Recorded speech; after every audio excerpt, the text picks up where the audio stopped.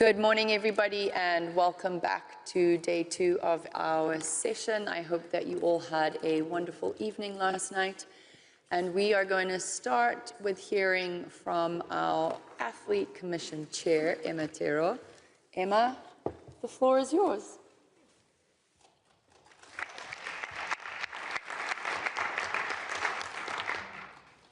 Dear President, dear Honorary President, dear colleagues, dear friends, the last time that I was not taking part in the Olympic Winter Games in some kind of role was in 1994 when I had just turned 12. Yet I am very humbled to be here to give my last update as the chair of the IOC Athletes Commission as my term comes to an end at the closing ceremony of these games.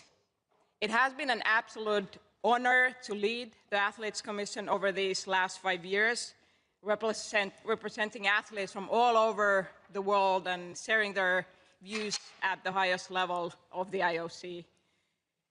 As I look back on my time in the Commission, I do so with immense gratitude and pride. Serving this community has been an enormous privilege. The Commission had made so much progress under the leadership of our current president when she was the chair of the Athletes Commission, and I remember the great sense of responsibility and purpose I felt back in Tokyo when I took the baton from her in this important role. We are in Milan for the Olympic Winter Games, and that's why I would like to first give you a brief overview of what athletes will be experiencing at these incredible games. And then afterwards, I will also touch on the highlights of the work of our commissions since our last IOC session in Greece. Speaking of the games here in Italy, I want to focus on Milano Cortina and touch on a few examples of what athletes competing at these games will be experiencing over the next couple of weeks. So firstly, the incredible venues. The fields of play, both in Milan and at the mountains, they embody the true spirit of winter sport, which is deeply rooted here in tradition, passion, and set against breathtaking alpine landscapes. The athletes competing at Milano Cortina also have the greatest opportunity ever at Winter Games to take part in the opening ceremony, which promises to be a spectacular event. And this is because, for the first time ever, athletes will be able to take part in the opening ceremony in 4 different locations simultaneously, which would provide the possibility to more athletes to attend the opening ceremony.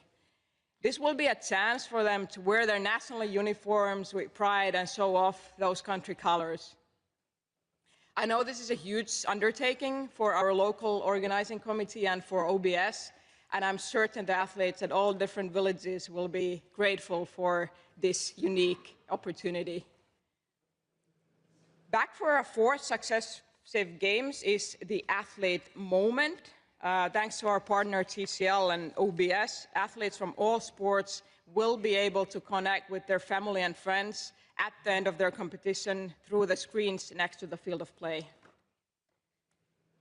And finally, there are many other programs, services, and offers available to athletes in the Olympic Village and the Athlete 365 house.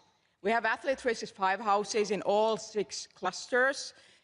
And here, athletes can learn about important topics, vote in the IOC Athletes Commission election, and take advantage of many offers from our partners. These offers and services include collecting their limited edition Samsung smartphone, receiving their $500 Airbnb grant, making use of the Powerade Mind Zone, and if they have a young baby, they can collect their P&G Pampers Little Champions kit. Athletes can also receive their professional photos directly to their Athlete 365 account, which they can use for their personal purposes. These games are going to be truly incredible for athletes, and together with our commission, we are very excited for the athletes competing here, as they will be having their Olympic dream come true, and we want to do everything to support them. Moving now on to a short update from the work of our Commission. After a period of global uncertainty during the pandemic, we took time to listen to the athlete community to best understand the needs and challenges they are facing. And in 2023, we updated our strategy to best address this feedback. The strategy outlines 3 core areas of our work. So how we represent athletes, how we strengthen and empower the Athletes Commission, and how we develop specific programs for athletes. As I look back on this last year, I'm very proud of what we have been able to achieve together in support of the athletes worldwide. The progress and achievements would not have been possible without the support of all our stakeholders across the Olympic movement and, of course, the IOC leadership. The first pillar of our strategy is how we represent athletes in the Olympic movement. I am delighted that 5 new members joined the IOC AC in December last year following their appointment by the President. Joining the Commission were Soraya Agaya, Hussein Alireza, Sheikh Cissé, Olufunke Osonaike, and Mariana Payan. All 5 athletes were candidates at the IOC AC election in Paris, and their experience, background, and diversity will strengthen the Commission moving forwards.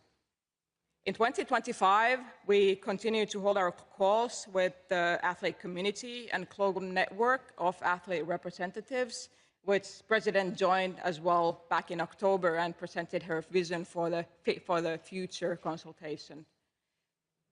Also, these calls had a strong focus on hearing directly from athletes and encouraging them to take part in this important consultation.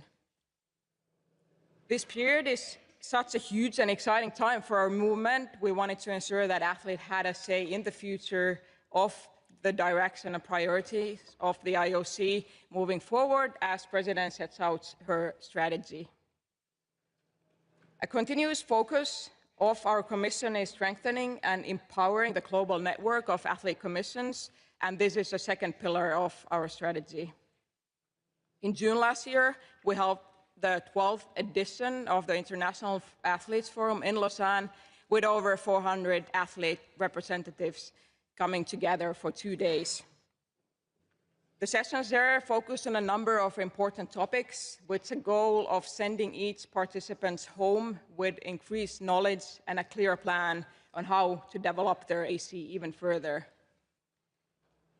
It was a unique occasion for us as both President Bach and President Coventry, President-elect at that time, were able to join us for the forum, and it was definitely an emotional and memorable moment for all the participants.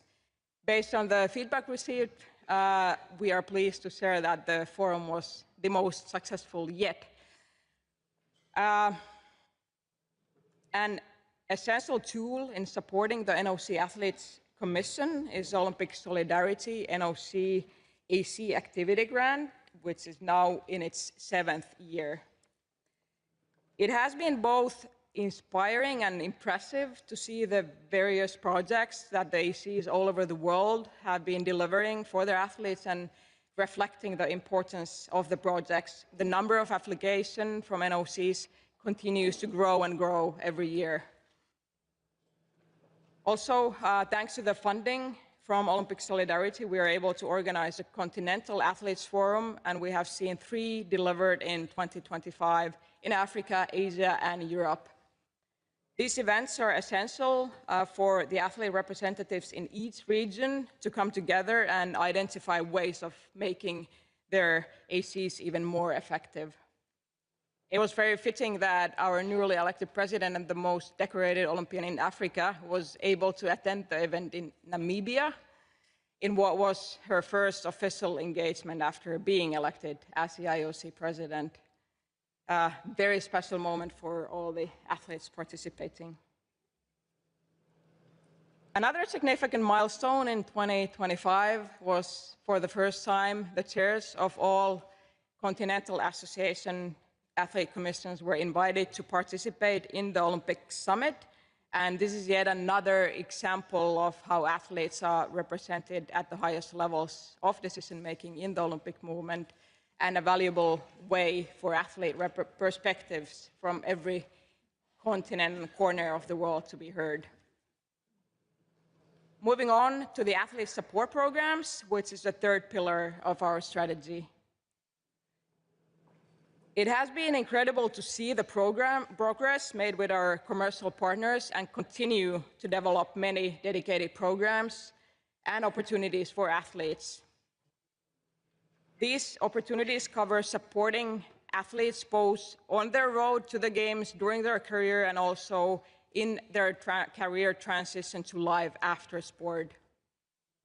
As athlete representatives, we're very grateful to all of our commercial partners to make supporting athletes directly such a strong focus on their partnership with the IOC.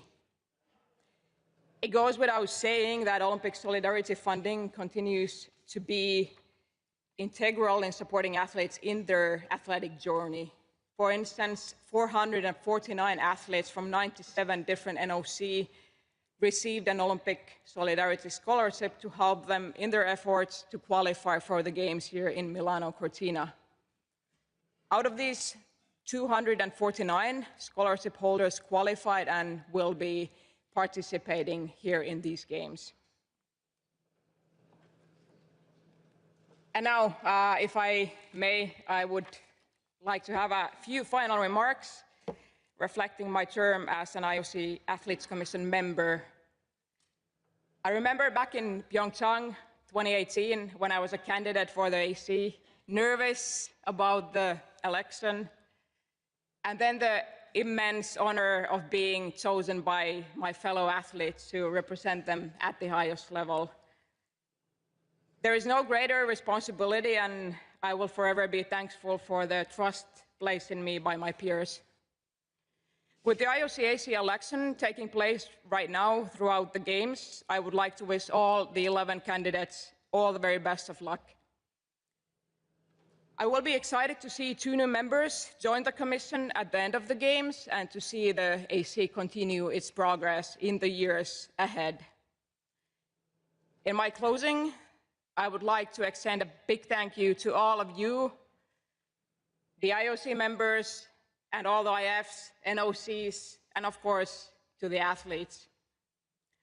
Over my time in the IOC and in my term as chair, your support to our commission and the various projects has truly been amazing, and I cannot thank you enough for that. Representing and supporting athletes will remain very close to my heart, and I look forward to serving athletes and our movement in a different capacity in the years ahead.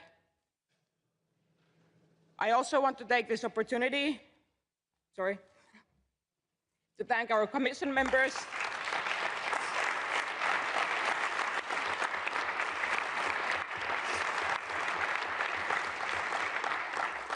our team, for your dedication and tireless work, which is not always seen or noticed in the public. It has been an honor to be the chair of this incredible group, and I'm forever grateful to each and every one of you for the privilege of sharing this time together and for always advocating for our fellow athletes. A lot of fun times there.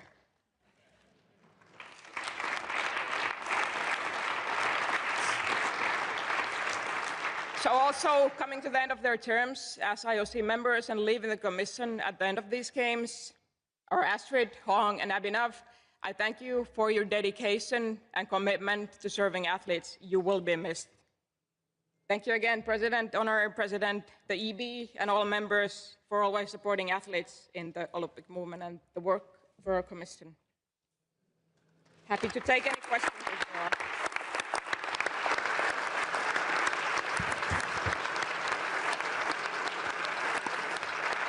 Thank you, Emma.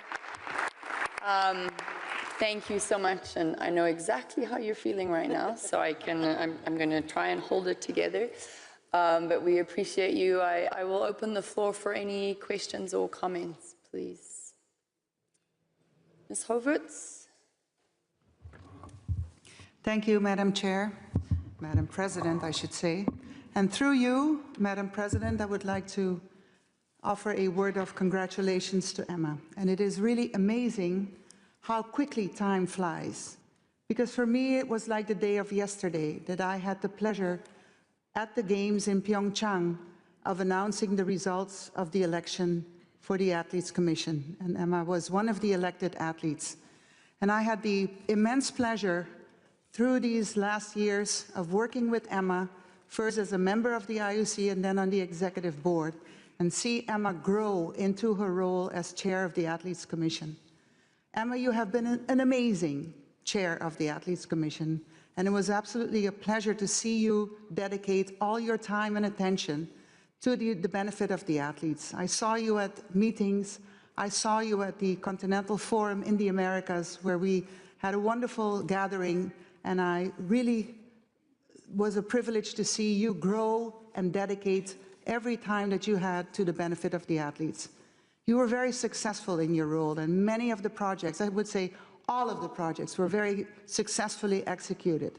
And I think that we are in debt to you and the athletes in particular for everything that you have done. You will do good in your future, and I thank you from the bottom of my heart for everything that you've done for the athletes and the Athletes Commission. Congratulations.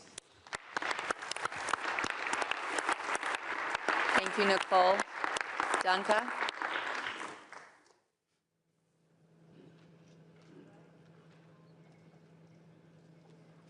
Can we help Ms. Bartikova, please? Apologies. Yes, it's working. Thank you very much. Emma, congratulations. I just want to personally, and maybe also on behalf of all the athletes that you have represented over the past few years, congratulate you on your amazing journey, on your amazing leadership. And I would also mention that it was not easy for you to take over the leadership of the Commission after the bar was set so high by Mrs. President, and at that time, chair of the Athletes Commission, Mrs. Kirsty Coventry, but you delivered, and that's something that you have to be very proud of. I wish you all the best, and I wish you the same passion and dedication in the future which you had over the past few years as a member of the Athletes Commission to do well in the movement of sport, and in your capacity, for instance, as the executive board member in the European Olympic Committees.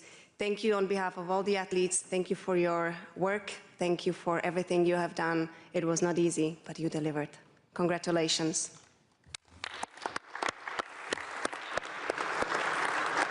Thank you, Danke. Sergey? Madam President, thank you very much. Emma, congratulations. It's a fantastic job. I fully agree with Danka. When is the bar so high, I know a little bit how high bar can be. For that, after Madam President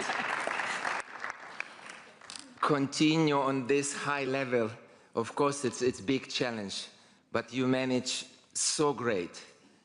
And on behalf of IOC Athletes Entourage Commission, I would like to thank you for great cooperation, because our commission has every year joint meeting. We discuss together how we will strengthen the athletes, how the athletes can be more happy, more successful, and achieve their goals and their dreams. You lead great. Your team is fantastic. Thank you to you, to your commission for excellent job, and of course, all the best.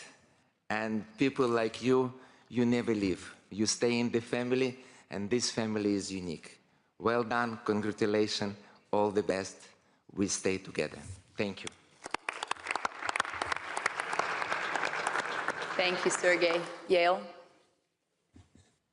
Yeah, so Emma, I will join all this warm and kind words, and I can tell you as a former athlete and also as a president of NOC that all the athletes are looking at you and the commission, and they know that there is someone there. Although everyone are working very hard for the athletes, but all the athletes in the world, and I can tell you from my country, they know that there is an address, there is someone that is thinking of them 24/7.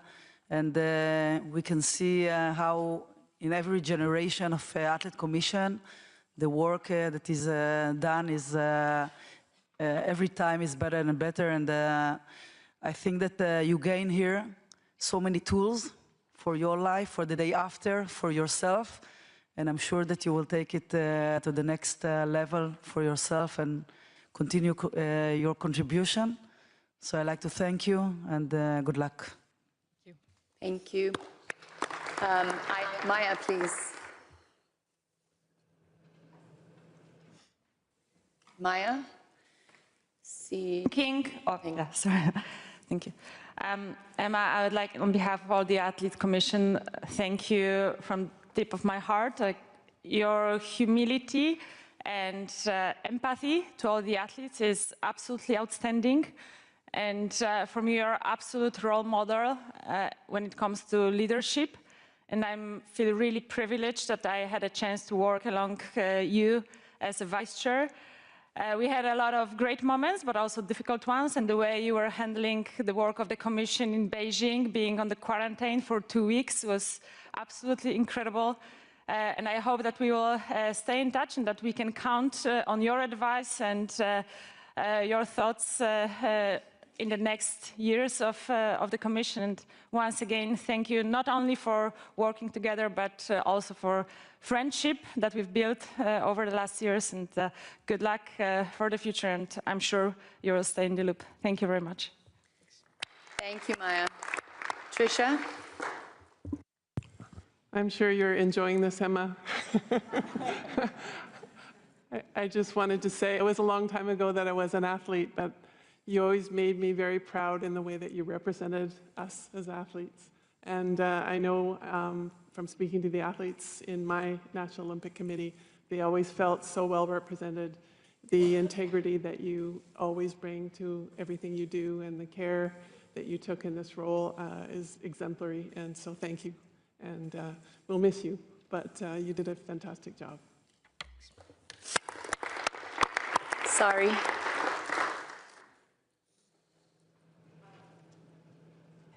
How is it working? Yes, thank you. As your countrywoman, I'm so proud of you, and I also would like to thank you for your dedication for the athletes and the great leadership you have shown as a chair of the Athlete Commission. And also you have done very good work, and your leadership has been so strong. So thank you, Emma, from the bottom of my heart. Even with the broken voice, I would like to show you a great thanks. Thank you, Emma. Thank you. Spiros? I add my voice to the recognition that we all showed to you, Emma. But what I say that this recognition was already recognized by the European Olympic Committees. And if we all miss Emma here, we will not miss her on the European front. She has already started very well. She has been elected in the Executive Board. She is part of our Coordination Commission for our European Games, and she has already proven how much she can contribute for the development of sport in Europe also. Thank you very much, Emma. Thank you. Sarah? Hey, Emma. I'm going to look at my piece of paper so I don't tear it. I want to echo the comments that have been made.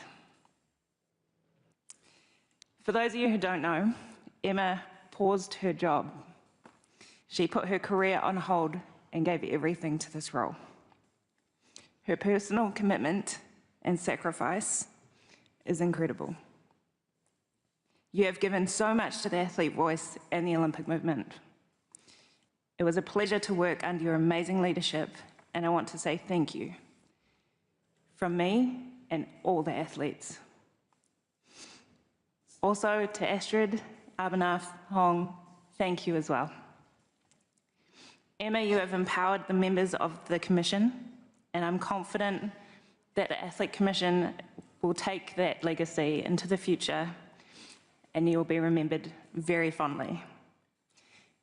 As mentioned already, you will always be part of this IOC family. Thank you so much. Glad that you go.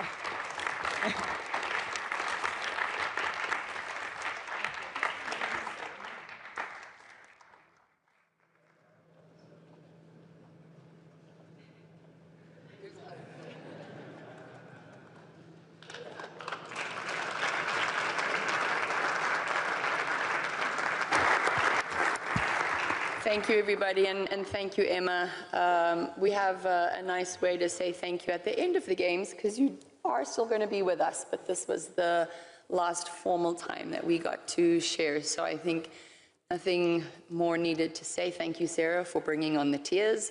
I maybe should have started with you, but we appreciate you. And Emma, you know that I appreciate you so much, and I'm so proud of everything that you have done, and will continue to do. So thank you.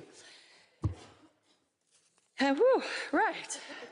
With that one, we are going to move on to our Fit for the Future, where we're going to hear from our working groups and an update. And we're going to start on the Olympic Working Program with Carl Strauss, please.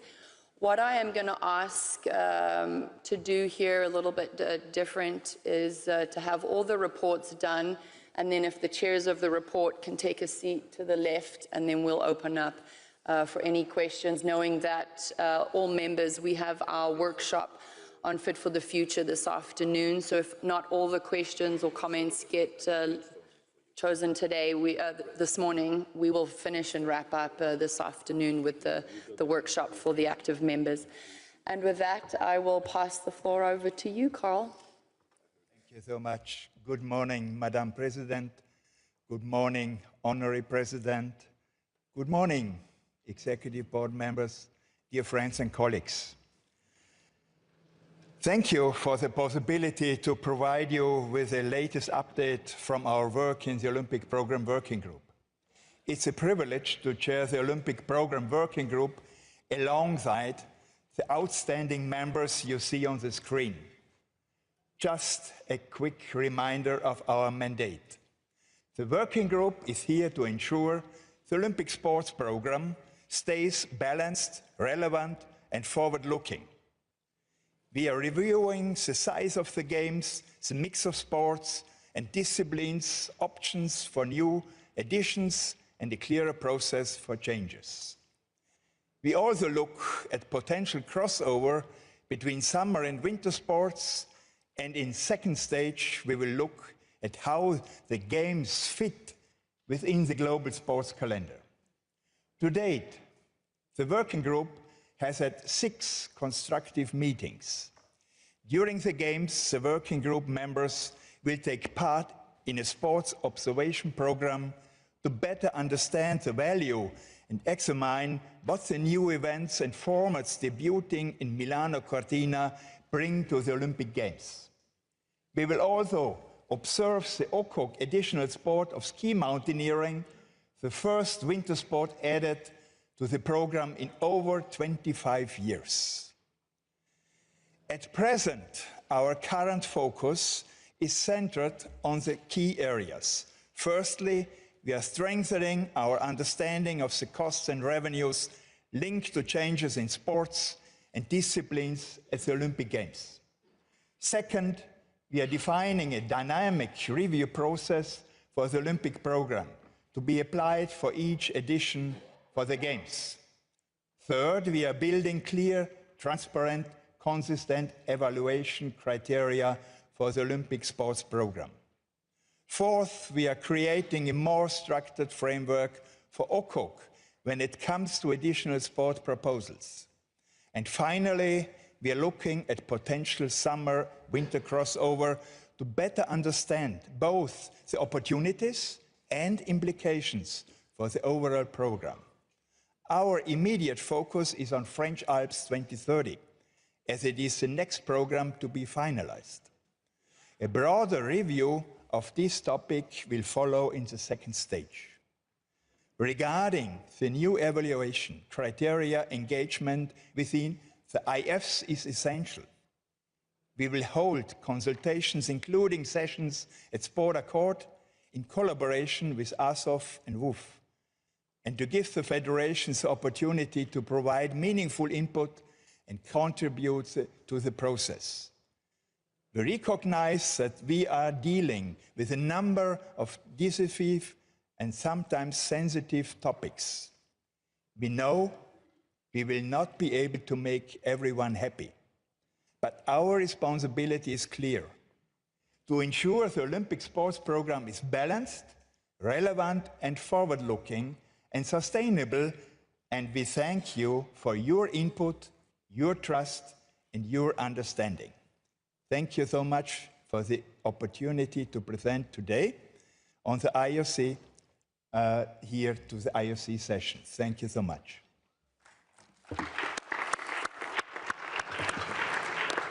Thank you, Carl. May I continue with the other hat? Yes, thank you. Okay, so I changed my hat. Thank you also for the opportunity to present you today on the IOC's Privileged Dialogue with Switzerland 2038, which has passed some important milestones in recent months. As a reminder, Switzerland 2038 has been privileged dialogue with the IOC since November 2023, as the only interested party under consideration for the Olympic Winter Games 2038. Privileged dialogue is an exclusive opportunity until the end of 2027. The IOC is only negotiating with Switzerland. This period was put in place to allow for Switzerland's political and public consultation processes, which are fully respected by the IOC. Unless these are completed by the end of 2027, the IOC will have to open up the Olympic Winter Games 2038 to other interested parties. In recent months, Switzerland 2038 has finalized its project plan and submitted this comprehensive document to the federal government, encompassing details of the project vision, legacy, master plan, funding, and economic impact. Earlier this month, the federal government opened a formal consultation process. In June 2026, the Federal Council is expected to confirm its financial support to the project.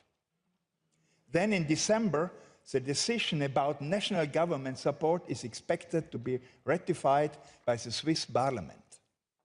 This means that if all requirements have been met by then, the IOC Executive Board could potentially open a targeted dialogue in December 2026 with a view towards potential host elections by the IOC session in April 2027. The ambition to hold the Olympic Winter Games in Switzerland 2038 is based on a vision to strengthen national cohesion, to generate international visibility for the Swiss economy and tourism, and ultimately give Swiss sport an unprecedented boost that will also benefit the wider population. The driving messages are that the Games would be delivered together, a shared, unifying, inspiring project for and by the Swiss public. That they would be unique, supported nationally and organized regionally across 4 geographic areas. The Swiss project will be taking a national approach across areas. The Swiss project will be taking a national approach across the country, including the 4 languages regions.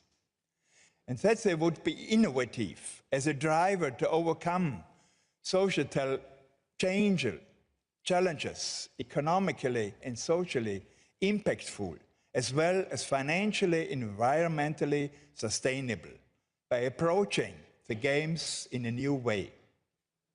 In terms of event delivery experience, Switzerland has very, very bright and good experience in organizing and hosting major international winter sports events.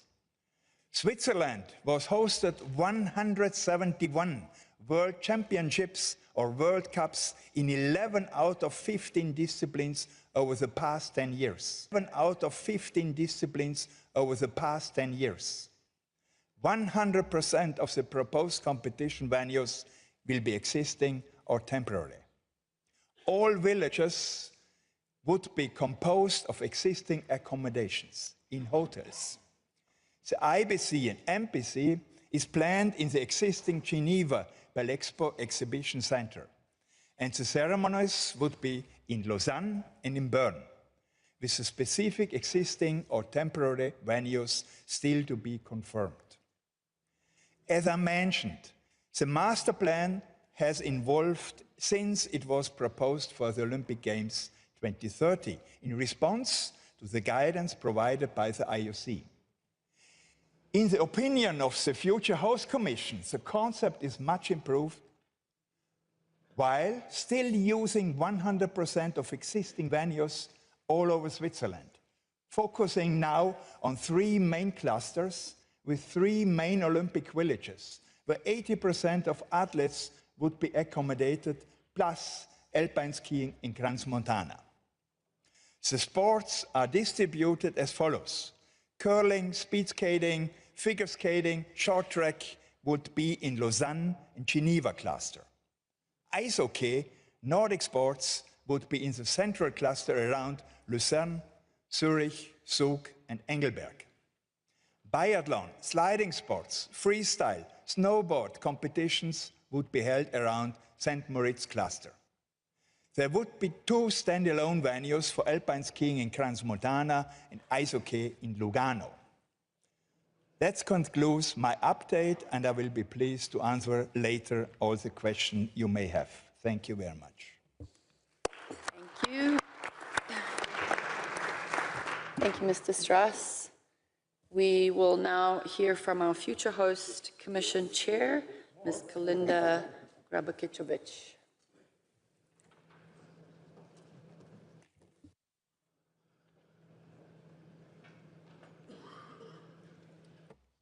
Good morning, Madam President, Honorary President, dear colleagues and friends. Thank you for the opportunity to give you an update on the ongoing review of the Olympic Games host election process. You will recall that this review began following the IOC member consultations in June and November of last year, during which you, IOC members, expressed a clear desire for greater involvement and understanding of the Olympic host election process. The choice of future Olympic Game hosts is one of the most consequential decisions the IOC takes, one that affects athletes, NOCs, IFs, and the wider Olympic movement. You, the members of the IOC, underline that while there is no desire to return to the costly pre-2019 bidding process, the current election process requires refinement. The goals are structured timelines, greater transparency, and more meaningful IOC member involvement. Following the first Fit for the Future session in June, the Future Host Commission for the Games of the Olympiad met in September 2025 to reflect on these topics in further detail. We drafted some initial thoughts on the host election process, which have since been further refined. We're also holding individual consultation calls with interested parties in the Olympic Summer Games to hear their opinions on the current process. The feedback provided so far has proven to be very valuable and confirmed many of the points that we discussed in our Future Host Commission.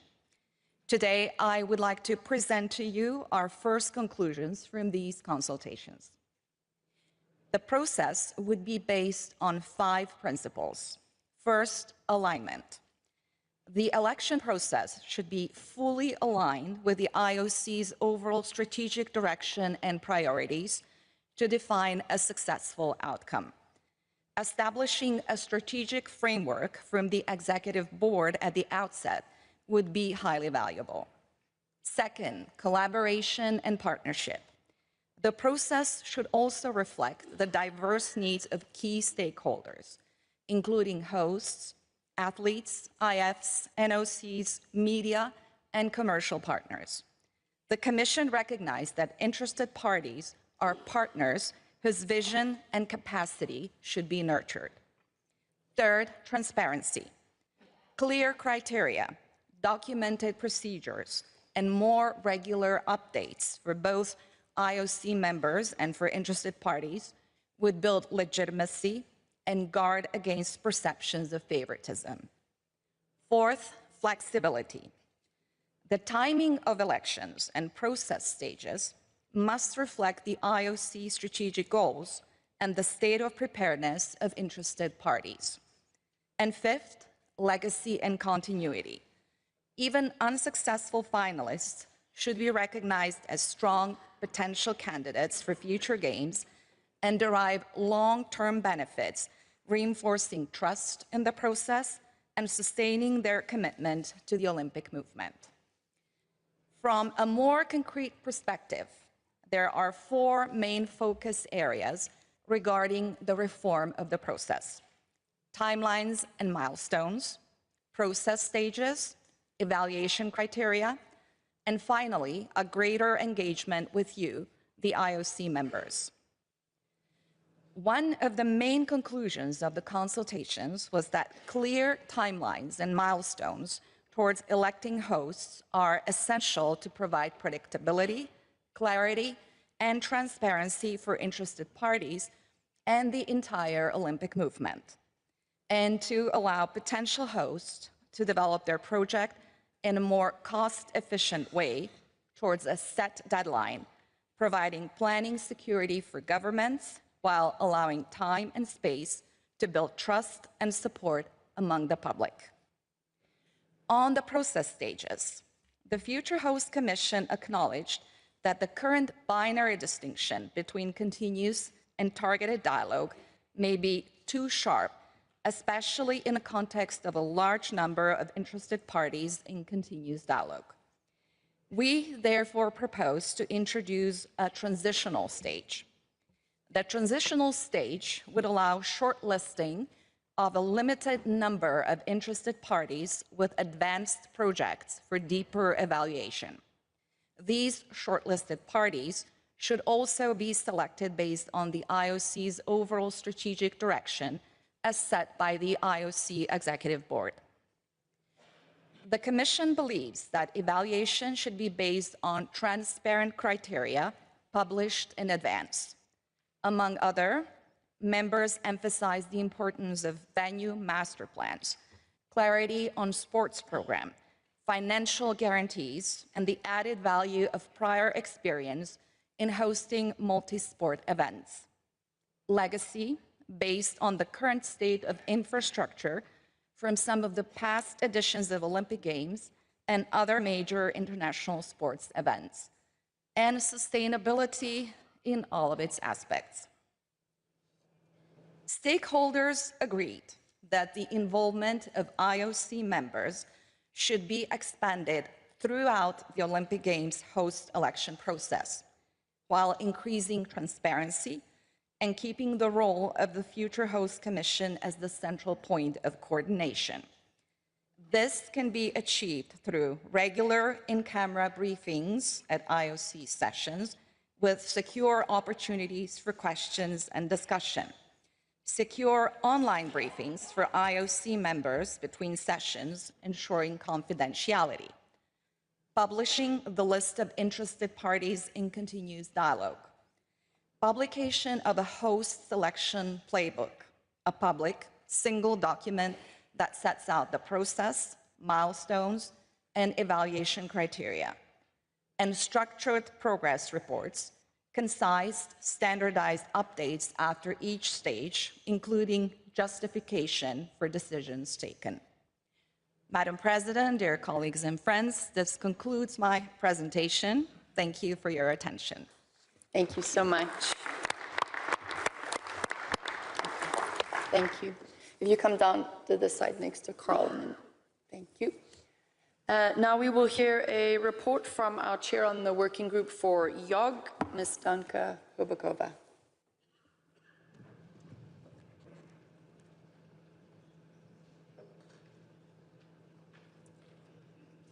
Thank you very much, dear Madam President, Honorary President, dear IOC members, friends and colleagues. I am delighted to be able to give you a short update on the Youth Olympic Games with a focus on steps towards the election of host for the summer edition 2030, and the planned activities over the coming months of the IOC working group. Please allow me to remind you of the mandate of the working group, which was established last autumn. Our role is firstly to oversee the IOC 2030 election and to look at the potential and relevance of the Youth Olympic Games further in the future. In December, the IOC Executive Board decided to open a targeted dialogue for IOC 2030 with 3 preferred hosts, and those are Asunción, Paraguay, Bangkok, Thailand, and Santiago, Chile. The invitation into targeted dialogue for 3 preferred hosts was conditional upon them accepting a set of operational and financial reforms proposed by the working group, which will already apply on the organization and delivery of IOC 2030. These relate to the sports program and the split of financial responsibilities between the host and the IOC. On screen, you can see the proposed timeline for targeted dialogue. Following the EB decision in December, the preferred hosts were informed of a revised split of responsibilities for funding and delivery of the IOC, and that the IOC will further explore opportunities to reduce the cost and complexity of the event. Guidance was also provided on the sports program, which will be based on the 31 sports of LA 28 without the OCOC proposed sports, but with maximum flexibility to adapt to the local context and the availability of existing venues. That's very important. Looking at the next steps, we ask preferred hosts to submit their dossier, including the guarantees in March. I believe March 20 was the deadline. The working group would then visit the 3 preferred hosts in April and May later this year. And our 3 reports on the technical and strategic opportunities of each project will be submitted to the Executive Board, IOC Executive Board, of course, in June for a potential host election by the IOC session later that month. Let me quickly say a few words about each of the 3 projects, starting with Asunción, Paraguay. Paraguay proposes a concept around 1 main cluster in downtown Asunción with 30 sports. It is based on using 100% existing and temporary venues. There would be 1 Youth Olympic Village in Asunción for all the athletes. It is a planned development that would take place irrespective of the Youth Olympic Games. That's great news. In Thailand, moving on, the concept is based on 2 main clusters, 1 downtown in Bangkok and 1 on the beach in Chonburi, which is around 1.5 or 2 hours from Bangkok. There is 1 standalone venue in Phuket for a total of 31 sports. 100% existing and temporary venues would be used. The main Youth Olympic Village in Bangkok would make use of an existing university campus, and there would be 2 satellite villages in existing hotels in Chonburi and Phuket. In Chile, the concept is also based on 2 main clusters, 1 in urban cluster in Santiago and 1 coastal cluster in the Valparaíso region, which is 1.5 to 2 hours from Santiago. 31 sports are also proposed in total. The project is also based on using 100% of existing and temporary venues.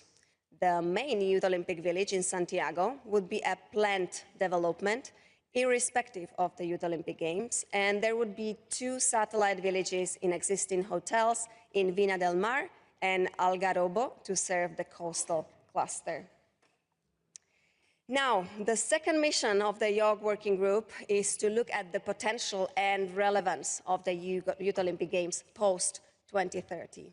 To do so, we are using the first half of 2026 to conduct further analysis, and I can assure you the working group is working very hard. In December 2025, the IOC Executive Board instructed the working group to dismiss the option to cancel the Youth Olympic Games and to further study 2 options.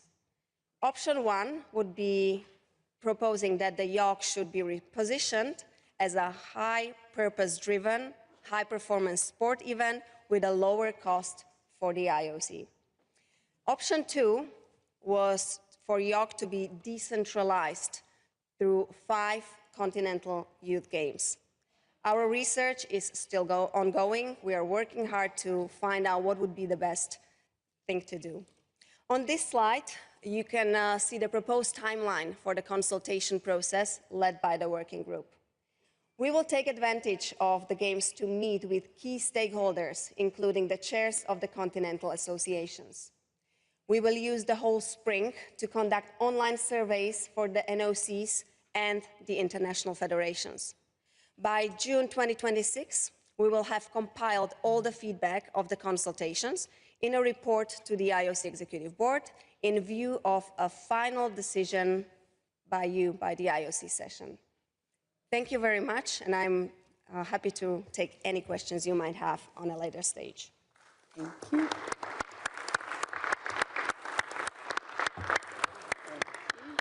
Thank you, Danke.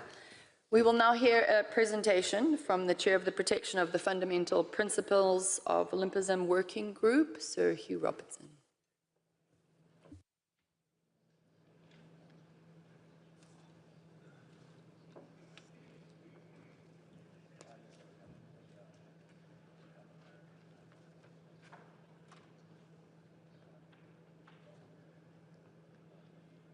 Thank you, President. As the title suggests, the working group was set up to address the issue of how to uphold the fundamental principles of the Olympic Games in an increasingly uncertain world. And I should say right at the outset that I'm enormously grateful to my 4 fellow working group members, His Royal Highness Prince Wanchuk, Laura Chinchilla, Paul Turgatt and Sarah Walker for all the work they have done, supported, of course, by the executive. If you could flip the first slide, actually. These are the working group's terms of reference. I think the really interesting thing when you look at that is the use of the 3 principal verbs, review, review, and evaluate. This was an exercise that involved looking at what we've got and working out whether it's fit for what we're faced with in the current era. It was not an exercise in rewriting the Olympic Charter.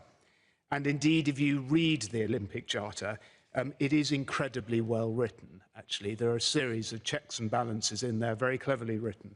And it's really a question just of making better use of those. Next slide, Nacho. Here is the feedback that we got from the Pause and Reflect consultation. As you can see, it's incredibly consistent across all those groups. In fact, after the word Olympic, the most mentioned word was neutrality, which is quite interesting. And the direction of travel that it gave us was very clear indeed. Let's move on, Nacho. The executive wanted me to put this photo in to show what a good job the founding fathers did of writing the charter. I apologise straight away, it's not very diverse. I think you might also conclude that moustaches have got a bit feeble in the last 100 years. But it does, the text on the side tells you quite a lot about really where we've got to. As I said at the beginning, the key point here is to clarify what's in the Charter, not to rewrite it. Crucially, that final point at the bottom was something that came out very early on, to preserve the flexibility that is there in the Olympic Charter. We're not going to do anybody any favours at all by wrapping this up too tightly and removing the Olympic movement's flexibility. The principles are very clearly stated. It's about redefining them, emphasising them, and preserving the flexibility to allow us to meet the various challenges in today's world. And then probably just one final slide on the next steps. This is where we go from here. We're looking at a series of definitions that would preserve that political neutrality. They will need to be incorporated, providing they're passed by the session in due course, in a series of subsidiary documents following a consultation and then taken to the session for approval. Thank you, Sir Hugh. Thank you, everybody. We have heard the update from our 4 working groups there. I'd like to open the floor and see if there are any comments or questions. As I said, after lunch, I would ask for all of the IOC members, the active IOC members, to please stay for a workshop where we will be sharing with you all of the information from all of the stakeholders, all of their opinions, and what the next steps will now be concerning the entirety of the Fit for the Future process. But with those words, the floor is open for any comments or questions on any of the above presentations. I'm not seeing any. I think everybody wants coffee.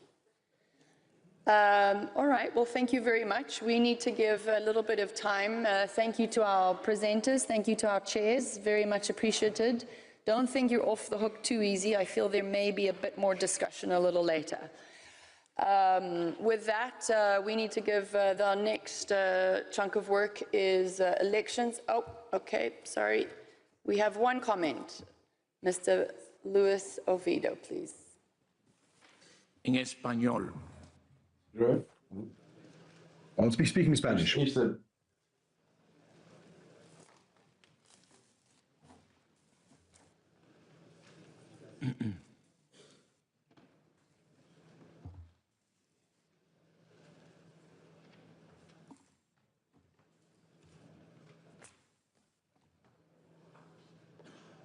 Gracias. Thank you. Thank you, President. I've just seen, when considering the future, and there were 4 issues that were brought forward. And I believe that this afternoon, at our meeting this afternoon, I think we'll be able to go into greater depth. However, I did want to come in and say something about the youth games. Anchor provided us with a report, and I think that was a very interesting report. And it spoke of the future of the youth games. I've heard many opinions on the future of the youth games, and sometimes, perhaps in the corridors, perhaps behind the scenes, when talking to people, I think there are certain difficulties seen with those youth games. But I'm happy to say that the executive, by setting up this commission, has sent out an important signal, which is there would be an option for 2030. And I think it's important, because yesterday I was able to see the presentation that we got from Dakar, and I'm mindful of the fact that there are difficulties, and I know that there have been difficulties with Dakar, but we, though, have to be patient. And we need to have a degree of boldness in decisions that we take so that we can sustain what we already have. It's not a good signal to lose something that we've already conquered. Something that we've achieved should not be cast aside. Therefore, if we have these youth games, what we then have to do is to work so that we can adapt them, so that we can come up with solutions, not so that we can relinquish what we've gained. So I have been very happy to see the presentation we've just had from the group. And I think this is something that warrants further discussion. Yesterday, when I saw what happened in Dakar and I saw that report, I thought it's really good that despite those difficulties, we're going to Africa in October. And here we have 5 rings, and I think we have to respect the fact that we have these 5 rings. And we've got the summer games as well. We've got the winter games.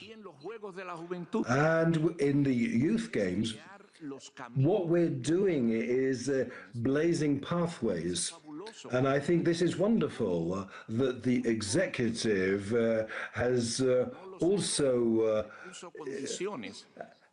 set certain conditions so that in 2030, this is something that could really take place.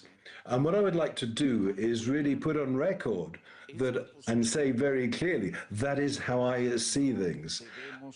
What we should make sure is that we do not lose what we already have. Indeed, we need to build on what we have, and we have to move forwards. And therefore, looking to the future, President, I see this very clearly, and I believe that this afternoon we really have to look at this. We have to look at it in depth, and we have to harness the enthusiasm that we have. Thank you, President. Gracias, Mr. Mejia. Danke, I don't know if you wanted anything to say on that. The floor is yours. Very much, Mr. Mejia, for your opinion. I very much appreciate that you said pretty clear that there is very many elements of the Youth Olympic Games that we need to be proud of, especially while investing in the future athletes and athletes who are already achieving results. What I would use here is the motto of our honorary president, change or be changed. In this case, related to the Youth Olympic Games, it was change or be cancelled, I believe. That's what we were hearing from the plenum here, from the people here. So that's exactly what we are doing. We want to make sure that we have the best Olympic Games for the youth possible in the future. Starting with 2030, we're making sure it's going to be unforgettable and amazing event for the youth. It will make sense, be it logistically, financially, in terms of investment and return on investment on our side as well. But still, we need to look at it as the investment to the youth rather than the cost. Thank you very much. Thank you, Danke. Thank you, everybody. Appreciate the comments as always, and yes, there will be more discussion a little bit later. We will now break for a coffee break and be back in our seats at 10:45, where we will go into a long session of votes. So please be back in your seats at 10:45. Thank you.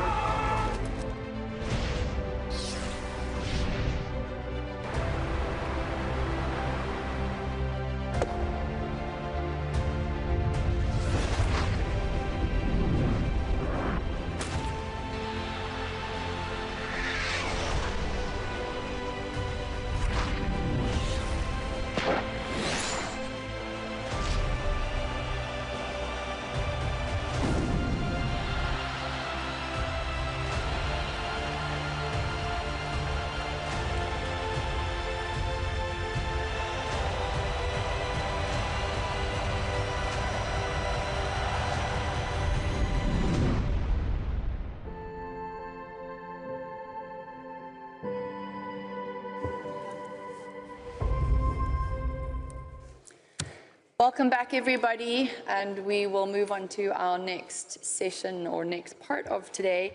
I would like to invite Her Royal Highness, the Princess Royal, Chair of the IOC Members Election Commission, to present her report. Your Royal Highness, the floor is yours. Thank you, Madam President. Honourable President, IOC members. The report is as in your file, and this is where you have to focus on the election process. The re-election of IOC members, self-evident, I hope.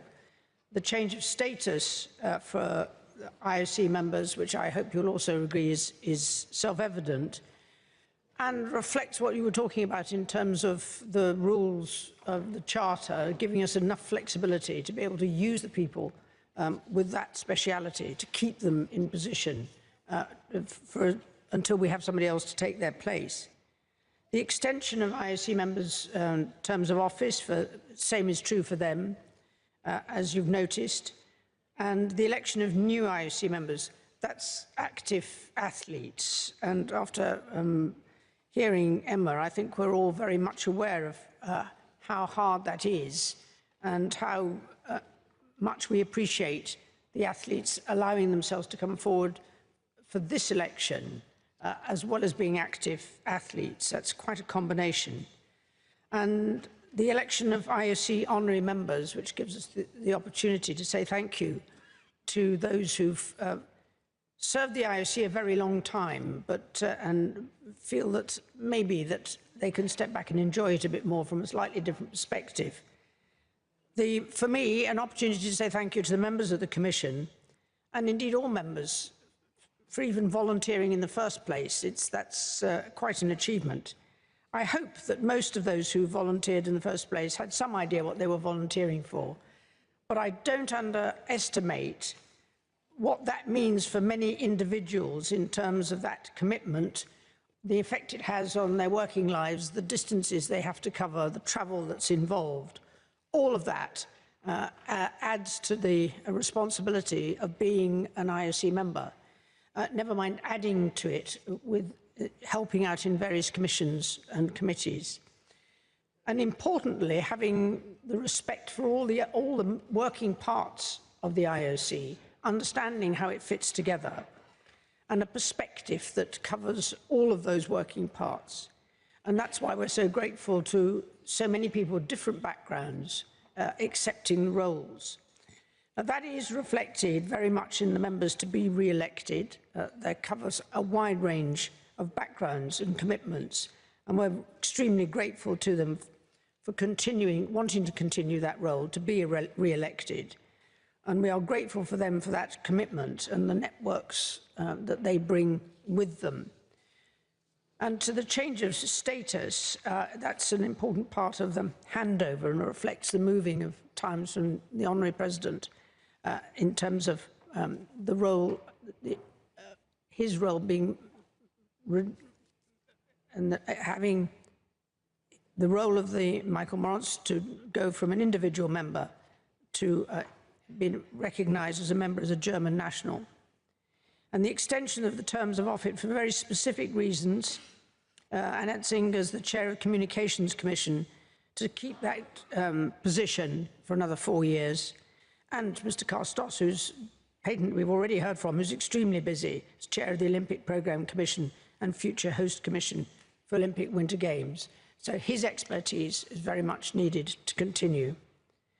The new IOC active athlete, her role had been as a member from Iran and badminton in a difficult time, and I hope that her acceptance of that role and our ability to support her and the athletes that she represents will give them all a bit of confidence. And of course our honorary members, Saeed Ali and Dr. Robin Mitchell, we can reflect on not just the years, but the levels of commitment and the amount of time they've given to the IOC and the success of their time here. If I may, I'll hand over the election process to Christoph. So I hope the report helps you to make sense of what happens next.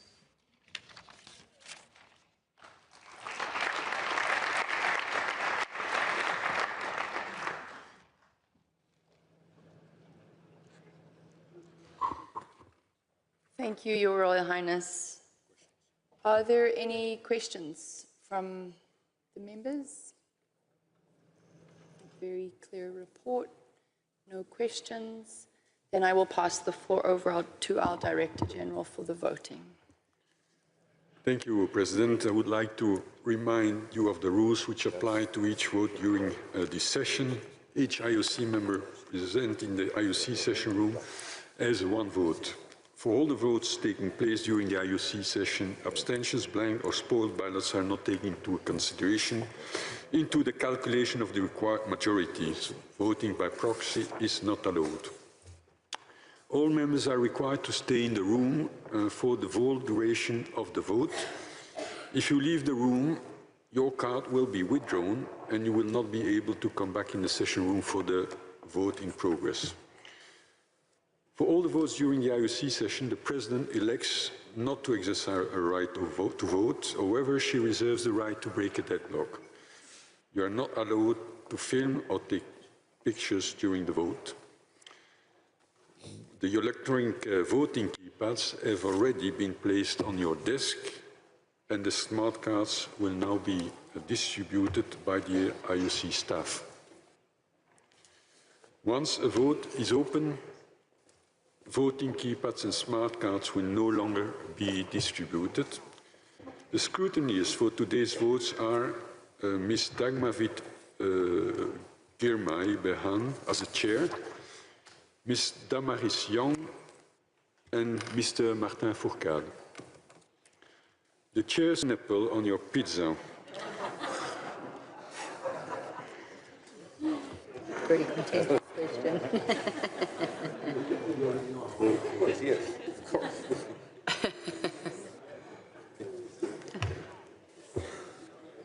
So technicians will indicate to me when all the voting cards are distributed and that I can open the vote for the test. So a little bit of patience.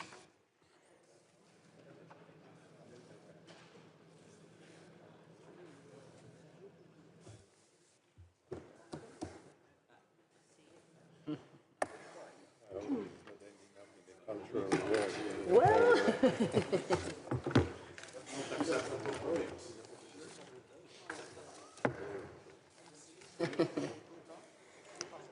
So I think now we can open the vote.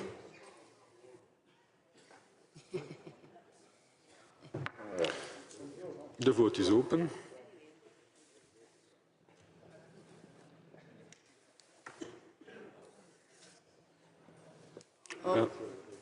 There is a problem with Mrs. Lindberg, please. You haven't received the card? No, it's not working. Ah, the card is not working.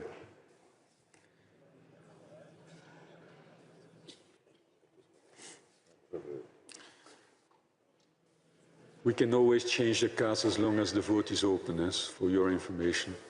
So, okay.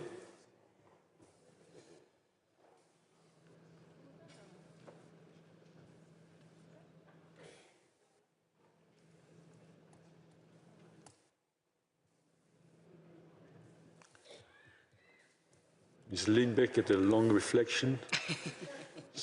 Everything okay? Okay, I think everyone could vote, and I'm going. Oh, still not? Good. It's good. It's good? No.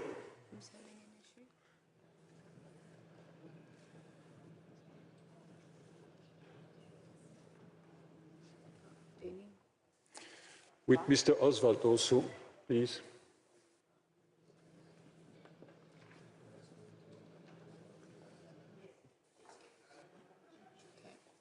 Mr. Oswald, here in the front. Yeah. Huh? Glad we did the taste. It's true.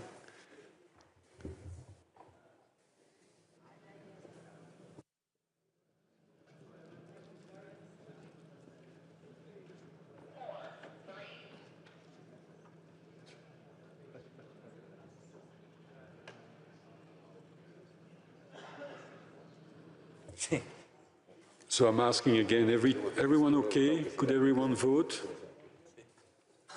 I think now it's okay. I'm going to declare the vote closed. The vote is now closed.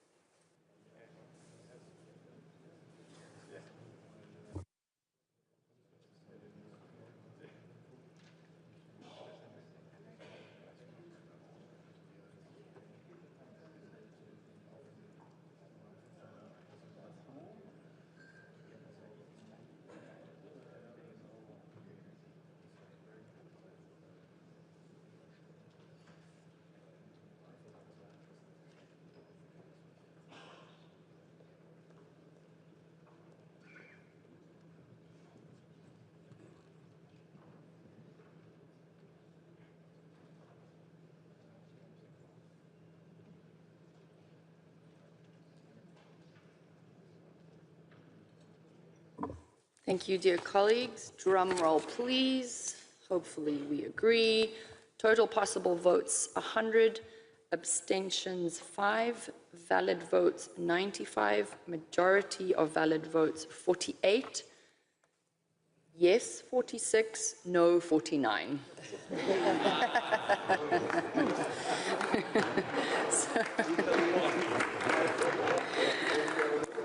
If this is anything to go by for the rest of the votes, good luck to everybody.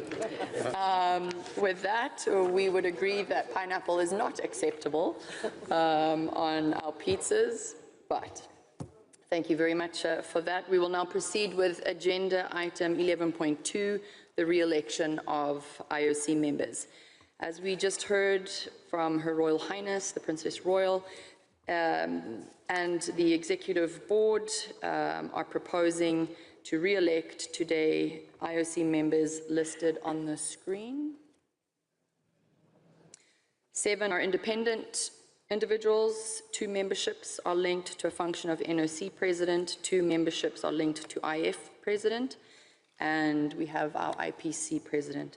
Following the traditional voting regulations, this vote is taking place in a block. All members who you will now see on the screen. I would now give the floor, my apologies. According to Rule 16.1.7, the of our Olympic Charter, this election is for 8 years unless a re-elected member is reaching the age limit before these 8 years. And these are the details that are shared with you on the screen. And I would now pass the floor back to our Director General for the voting process. Thank you, President. So, in order for the vote to pass, it is necessary that the majority of votes cast are in favor of re-electing the concerned members. All IOC members are authorized to take part in the vote.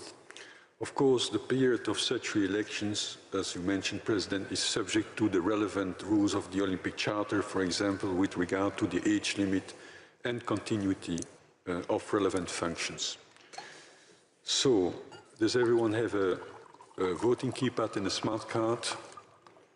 Which seems to be the case. So then I will now proceed with the opening of the vote. The subject matter of the vote is, do you accept to re-elect the names appearing on the screen of the IOC members? And the vote is now open.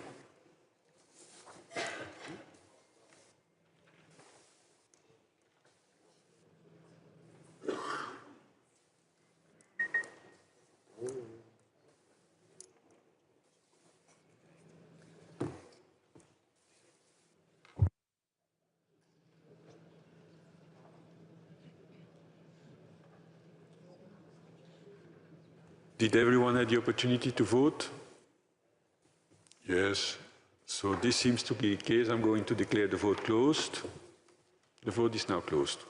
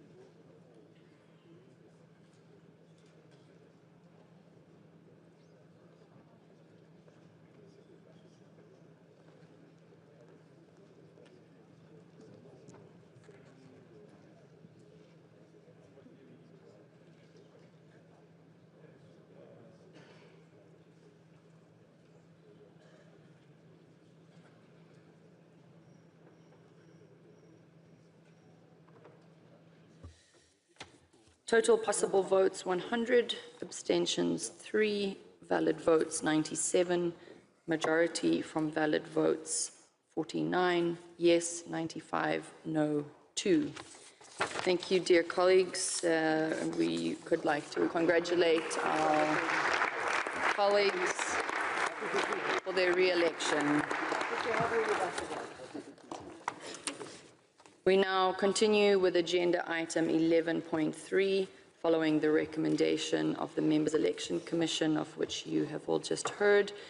The IOC Executive Board are proposing a change of status to one IOC member, Mr. Michael. Pursuant the relevant rules of the Charter that you're seeing on the screen, Mrs. Kim Wee should render in your voting card. She's a national. This has been done. So does everyone have a smart card? It's difficult for me to see your hand because it's in the light, yes. so it's not ready to open. No, it is. Yes, now it is. So I'm going to declare the vote open. The vote is open.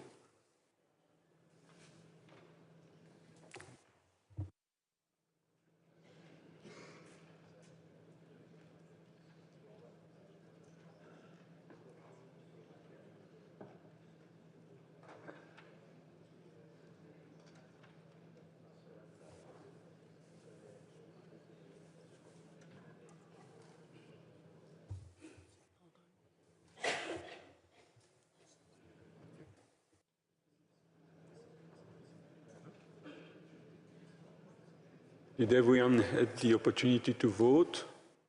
This seems to be the case. I'm going to close the vote. The vote is now closed.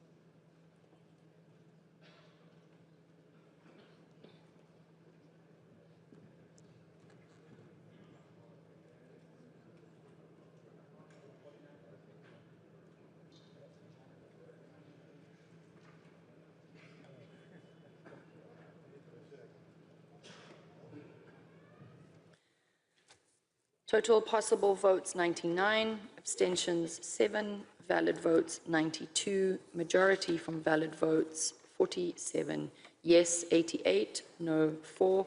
Congratulations, Mr. Marans.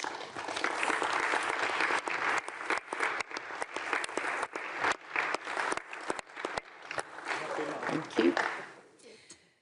We will now move to point 11.4, extension of IOC members' terms of office.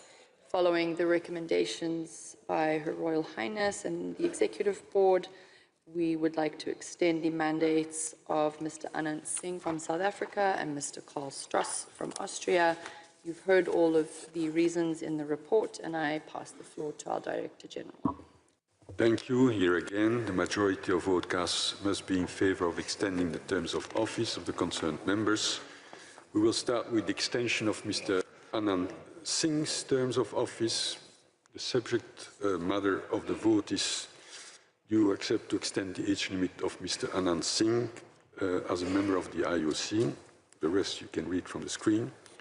The voting possibilities are yes, no, abstention. Does everyone has a voting keypad and a smart card, which should be the case? So then I'm going to declare the vote open. Yeah. We have to take. You can vote. You can vote. can vote. You can vote. Yes, you can vote for yourself. Yeah. You can vote against. No. Yeah. You can abstain as well.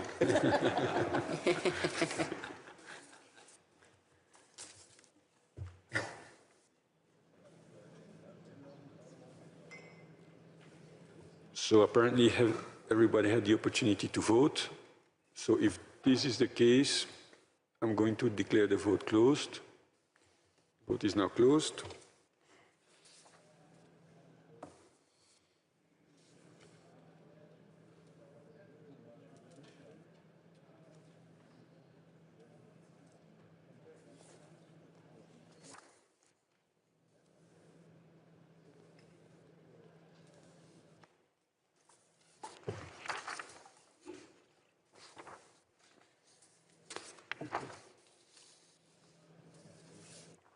Should we now continue immediately with the vote for Mr. Stoos?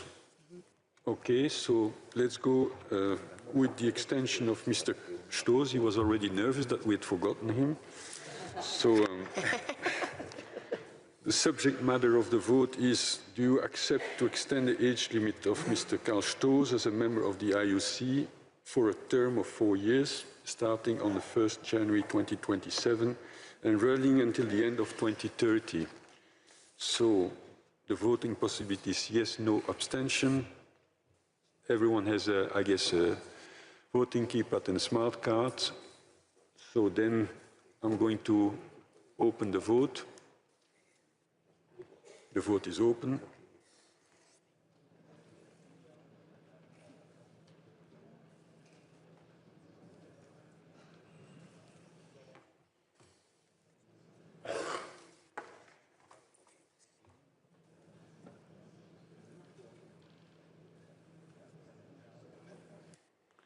Everyone had the opportunity to vote. It seems to be the case. I'm now going to declare the vote closed. The vote is closed. President, the floor is yours for the announcement of the result of this part of the votes.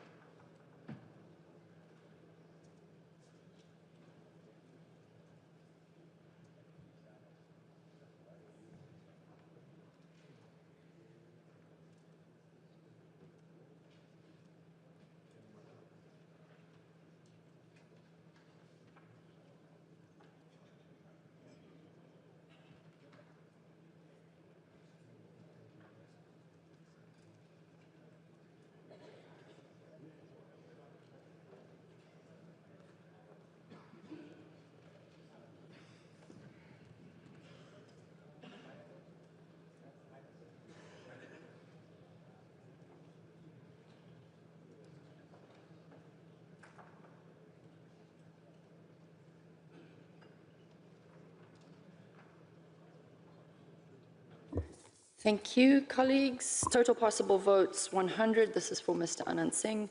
Abstentions, 5. Valid votes, 95. Majority needed, 48. Yes, 87. No, 8. Congratulations, Mr. Singh.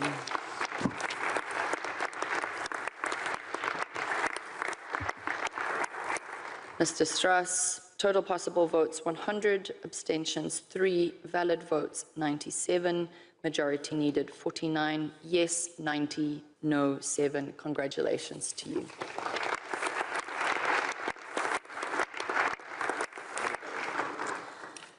We will now move to 11.5, election of a new IOC member.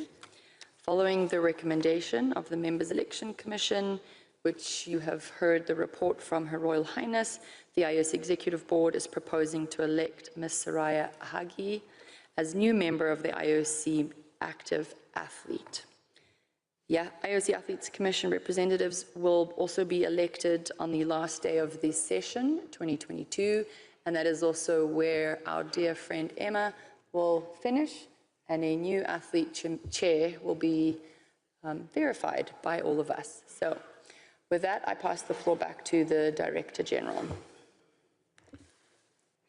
Thank you, President. As a reminder, again here, majority of vote cast must be in favor of the concerned member. Subject matter of the vote is, do you accept to elect Mrs. Soraya Agai as a member of the IOC, pursuant to Rule 16.112?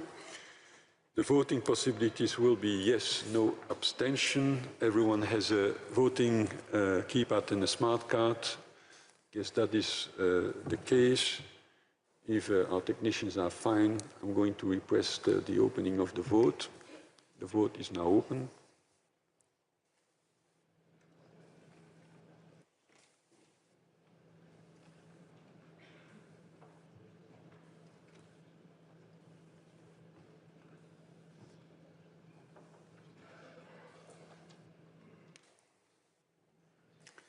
Did everyone have the opportunity to vote?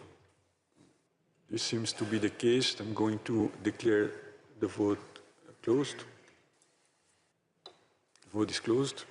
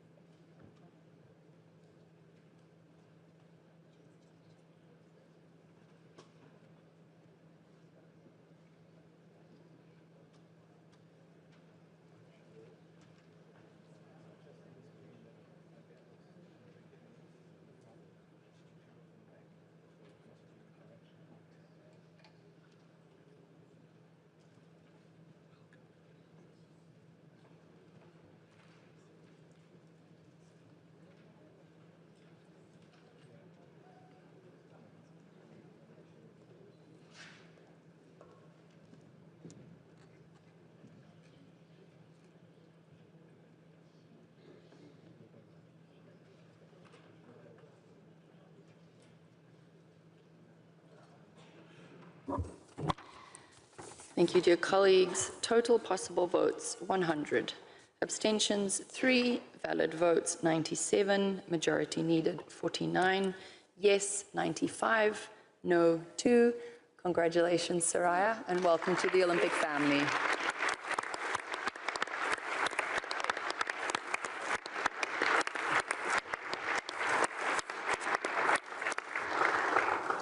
Soraya will take her oath a little bit later on in the program. Well done. We shall now move to point 4.1 on the agenda related to the election of the IOC Ethics Commission Chair, as well as 2 new members of this commission, and the re-election of 2 members of this commission, all for a 4-year term, with the exception of the representative of the Athletes Commission, who is proposed for a re-election until the end of his mandate within this commission. The decision proposal by the IOC Executive Board, pursuant to Rule 22.2 of the Olympic Charter, as well as the biographies of the candidates, have been sent in advance to you, and I hope you've had the opportunity to peruse them. We will now proceed with the vote, and I give the floor to our Director General. Thank you, President. In order for the Chair and the members of the Ethics Commission to be elected and re-elected, it's necessary that the majority of the vote cast are in favor of the candidate. The voting possibilities, yes, no, abstention. The name and the photo of the candidates will appear on the screen. We shall now proceed with the votes. The first vote is the election of the Chair of the IOC Ethics Commissions for a 4-year term. Do you accept to elect Her Excellency Ms. Patricia O'Brien as Chair of the IOC Ethics Commission, as personality who is not an active, honor or former IOC member? Does everyone have a voting keypad and a smart card? This seems to be the case. So then I will be requesting the opening of the vote. The vote is now open.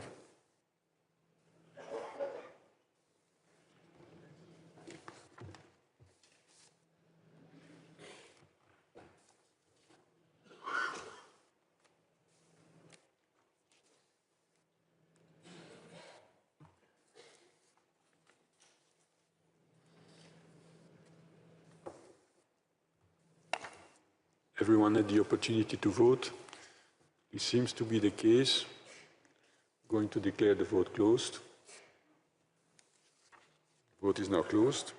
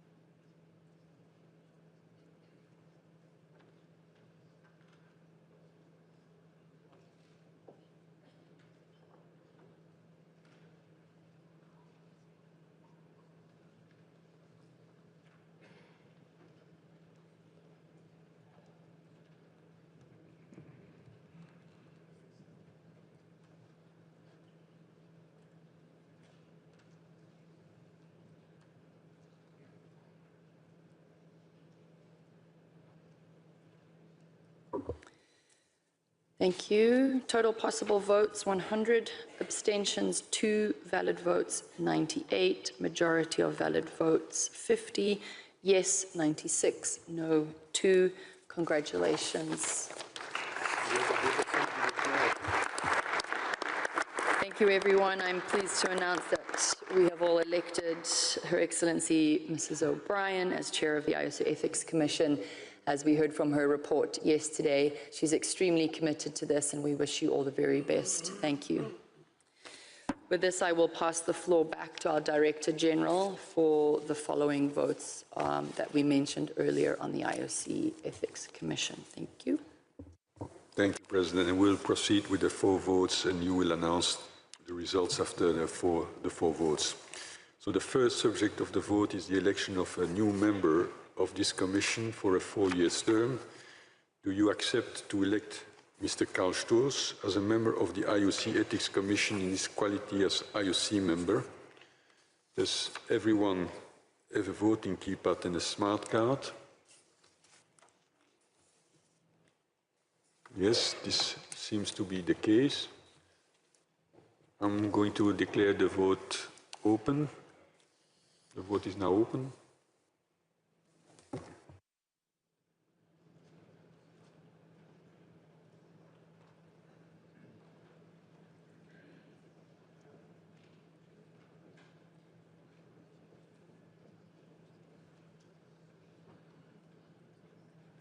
Did everyone have the opportunity to vote? It seems to be the case. Then I'm going to close the vote. Vote is now closed. We can proceed with the second. You ready? So the second subject of the vote is the election of a new member of the Ethics Commission for a 4-year term. The question is, do you accept to elect His Excellency Mr. Won-So Kim as member of the IOC Ethics Commission as personality who is not an active honor or former IOC member? Mr. Jae-wool Kim will render in his smart card as being a national of the other Mr. Kim. So I'm waiting for the technicians to give me a sign when the smart card has been deactivated. It seems to be the case. Now I'm going to declare the vote open. The vote is open.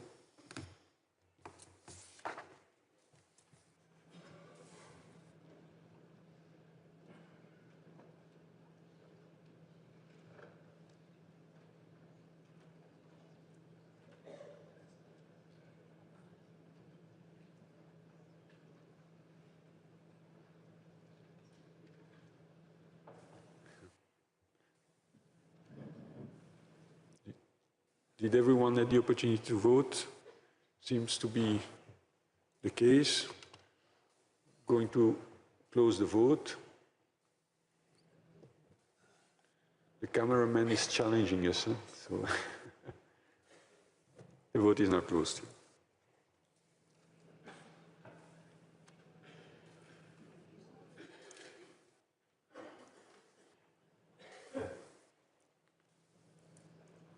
Can we proceed with the third vote? Wait, yes, so the card for Mr. Kim back. Third vote.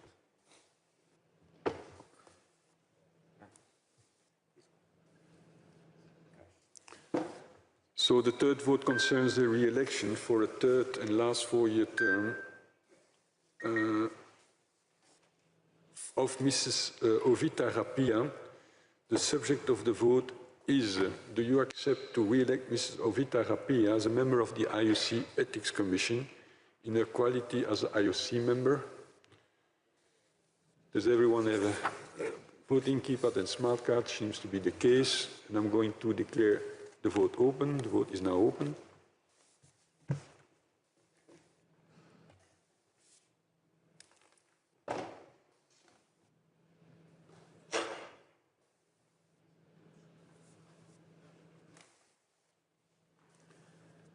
Did everyone had the opportunity to vote? It seems to be the case. I'm going to close the vote. The vote is closed.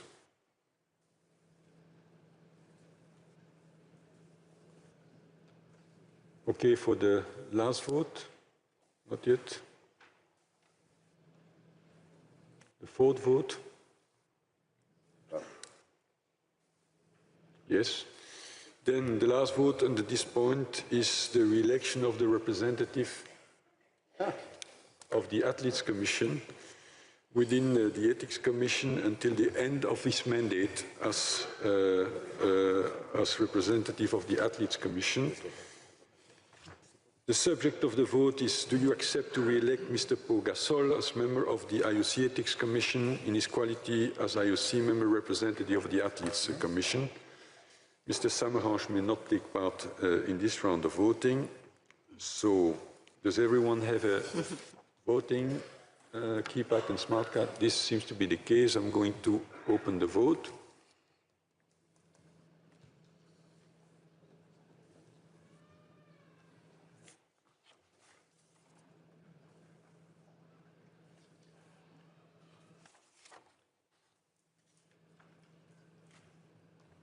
Everyone could vote.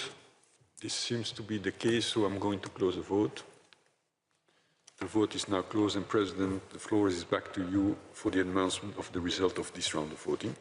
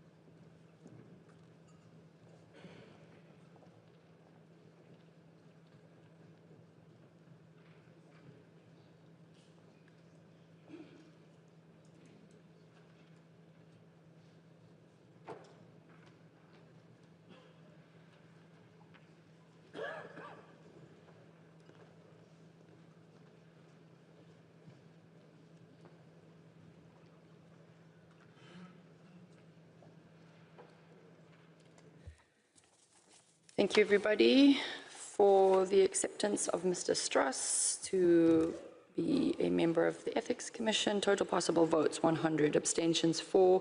Valid votes, 96. Majority, 49. Yes, 92. No, 4. Congratulations, Mr. Struss.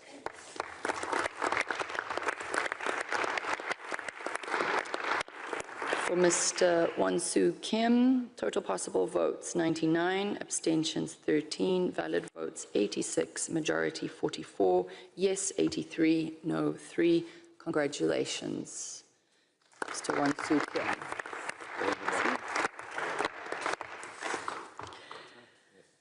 For the re-election of Ms. Ovita Rapila, Possible votes 100, abstentions 2, valid votes 98, majority 50, yes 96, no 2. Congratulations, Orvita. The re-election of Pau, possible votes 99, abstentions 2, valid votes 97, majority 49, yes 96, no 1. Congratulations, Pau.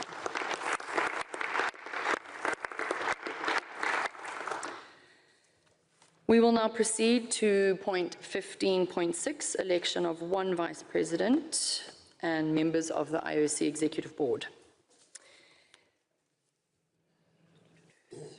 In accordance with the provisions of the Olympic Charter, and in particular Rules 18 and 19 of the Olympic Charter and their bylaws, all persons elected to these open positions shall be elected for a term of 4 years. I will now pass the floor to the Director General.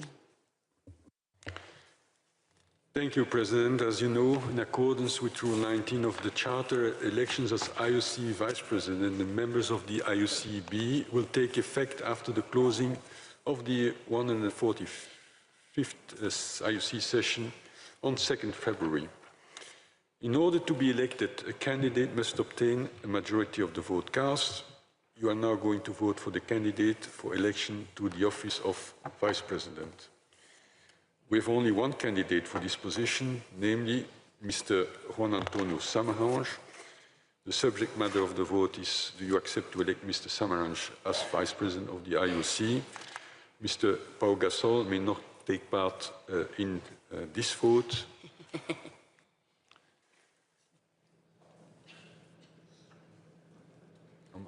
I'm waiting for Mr. Gasol's card to take it out of the circuit.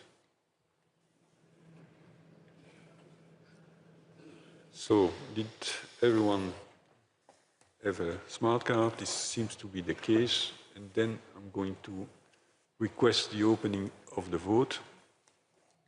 The vote is now open.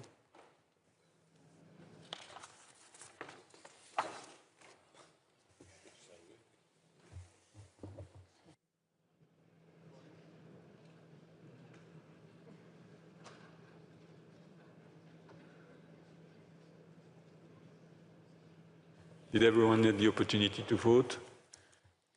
This seems to be the case, then I'm going to declare the vote closed. The vote is now closed.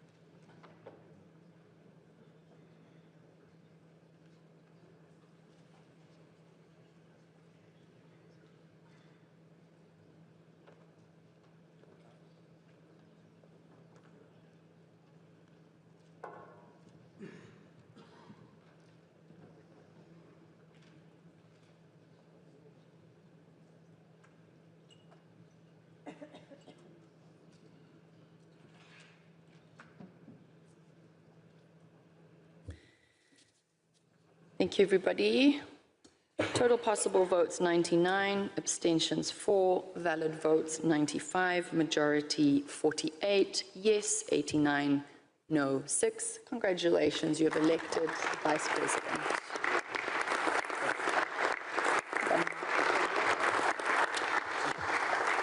We will continue with the election of the positions for the IOC Executive Board members as per Rule 19.1 of the Olympic Charter. The choice of the IOC Executive members will reflect the composition of the session, and I will now pass the floor to our Director General. We will now continue with the election of the other position on the IOC Executive Board. We have 4 candidates for the 3 open seats, namely Mr. De Vos, Mr. Jaewul Kim, Mr. Neville Inish, and Mr. Giovanni Malago. As you know, Mr. Nenad Lalovic's term is coming to an end. Given that the composition of the Executive Board mirrors that of the session, as was reminded by the President, we discussed this particular seat with Mr. Jae-ul Kim, Mr. Malago and Mr. Illich. They all confirmed that they would not stand as a candidate for it, consistent with the long-standing practice that this seat has traditionally been held by an Olympic summer sports IF representative. Thanks for their fairness. This means that we have only one candidate for this position, namely Mr. Ingmar de Vos. The subject matter of the vote is, do you accept to elect Mr. Ingmar de Vos, Belgium, as a member of the IOC Executive Board? Mr. Pierre-Olivier Beckers-Vieux-Jean cannot take part in this election, and his card should be taken, which has been the case. So, just giving me a signal whether I can open the vote, which is the case. I'm going to declare the vote open. The vote is now open.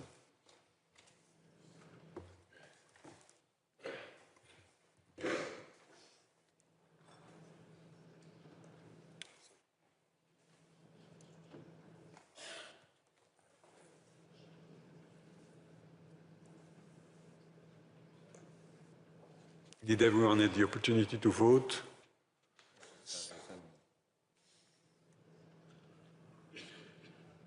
Is there a problem with Mrs. Baklai? Everything okay, Baklai? Okay. Then can I declare the vote closed? The vote is closed.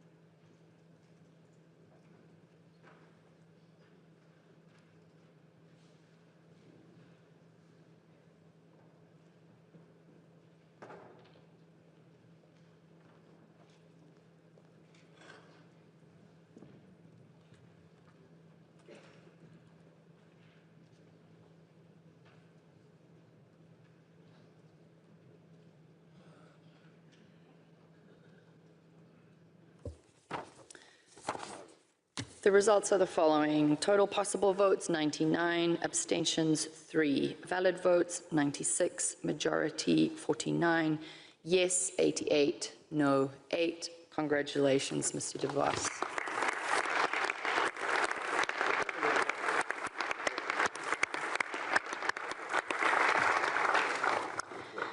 We will now continue with the election of the other positions of the IOC Executive Board.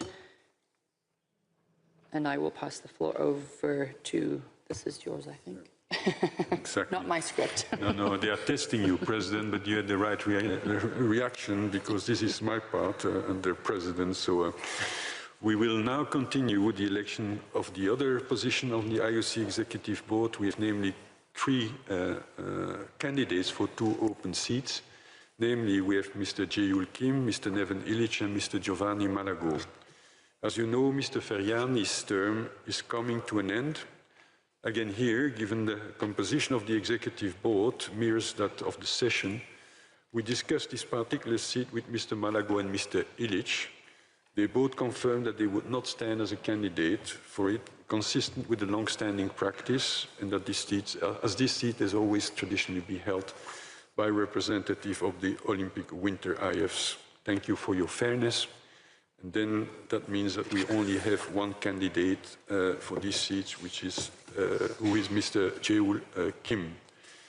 So the subject matter of the vote is: do you accept to elect Mr. Jae-ul Kim as a member of the IOC Executive Board? And I'm asking if everyone has voting keypad and a smart card, including Mr. Beckers. This seems to be the case. I'm going to open the vote. The vote is now open.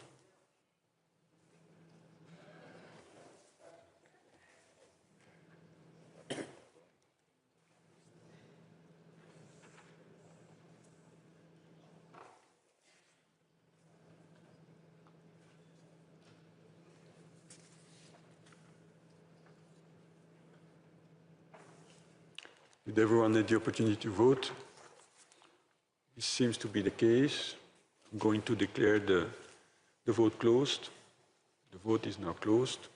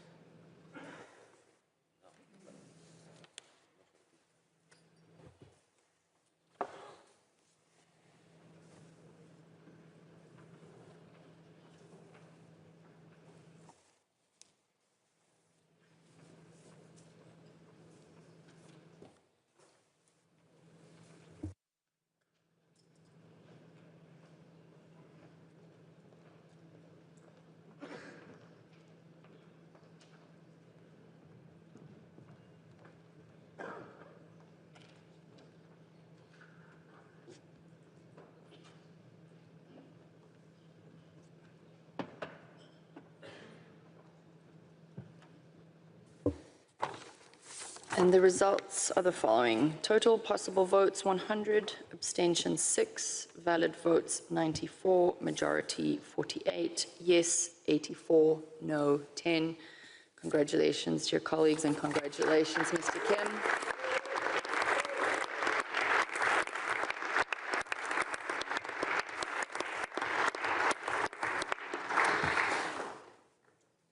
We will now continue with the election of the last position of the IOC Executive Board, and we have 2 candidates, and I will pass the floor over to our Director General. Thank you, President. The subject matter of the vote of this last round is which one of the candidates listed below do you elect as a member of the IOC Executive Board, Mr. Neven Ilic or Mr. Giovanni Malago? In accordance with our rules, Mr. Ivo Firiani and Mrs. Federica Pellegrini cannot take part in this round of vote, and their cards are being rendered in. Done. So I'm asking for a sign of our technicians.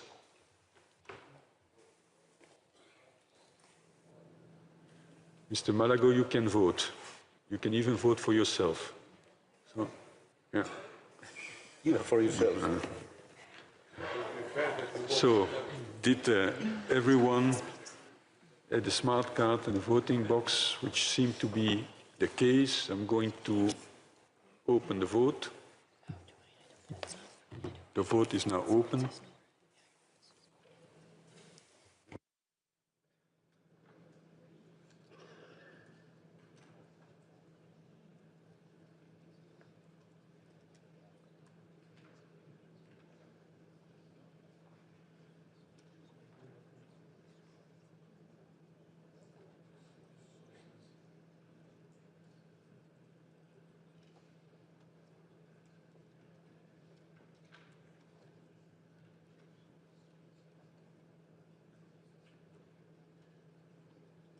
So did everyone have the opportunity to vote? This seems to be the case. I'm going to declare the vote closed. The vote is now closed.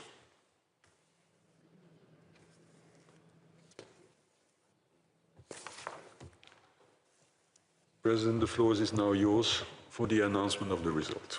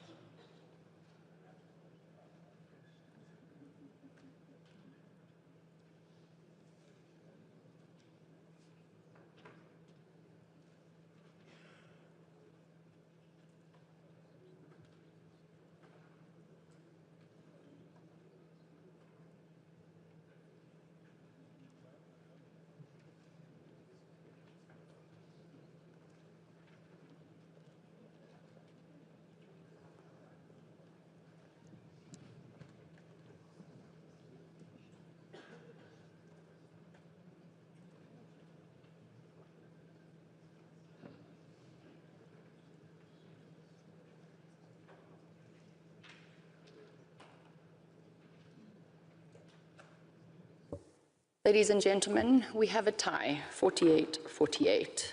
I am going to confer with the Director General on the next steps. Hold on.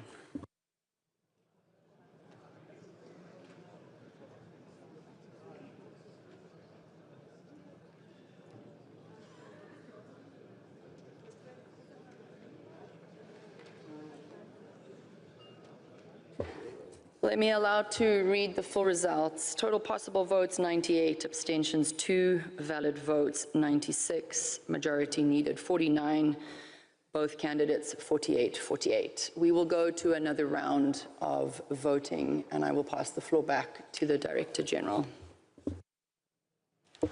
So thank you. We repeat actually the same procedures for the previous vote. So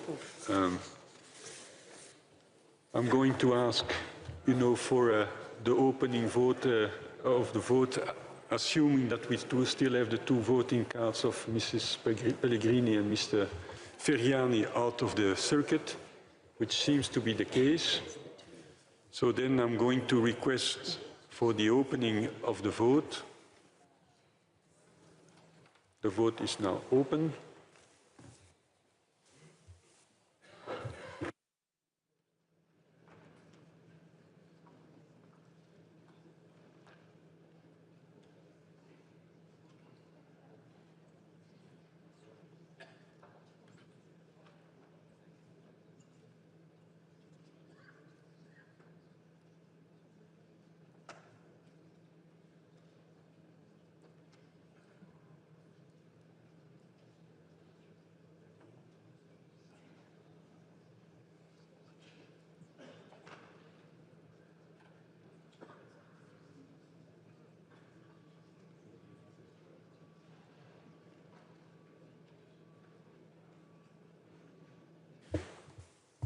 Did everyone have the opportunity to vote? This seems to be the case. I'm not now going to declare the vote closed. The vote is closed.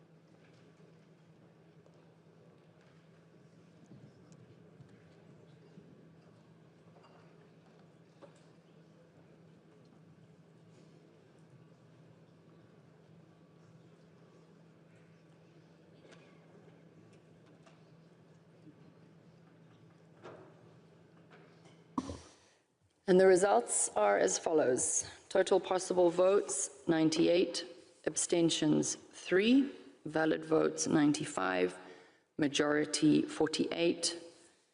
Dear colleagues, you have elected Mr. Neven Illich, a member of the IOC Executive Board.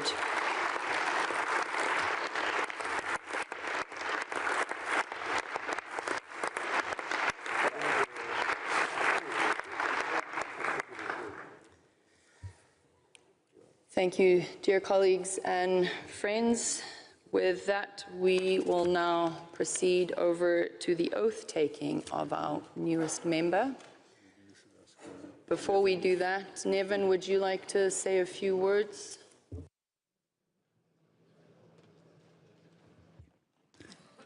Yes, President. Thank you very much to my colleagues for giving me this fantastic opportunity.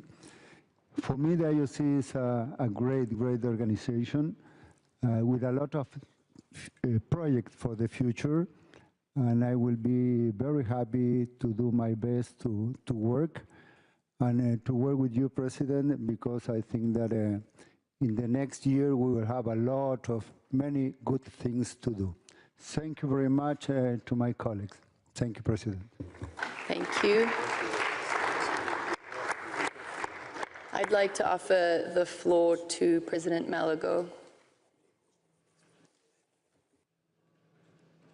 This is life. This is a competition. Thanks to all. Grazie. Grazie, thank you, thank you.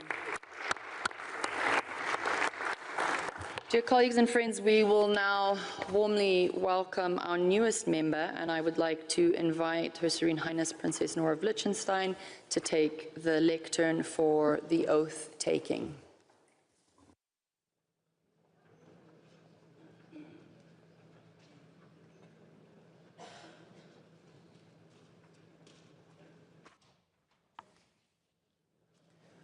Dear IOC members, ladies and gentlemen, please raise for the Olympic anthem.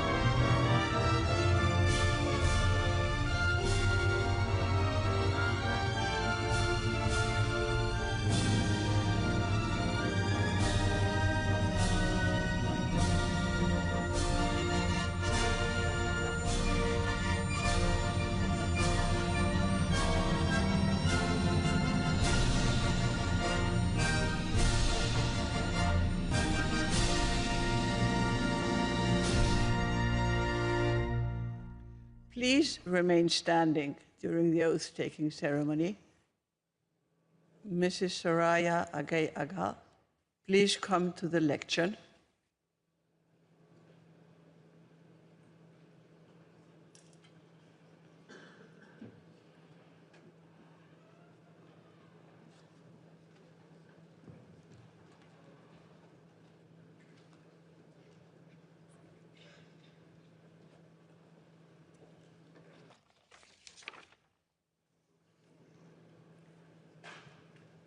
Honored to be chosen as a member of the International Olympic Committee.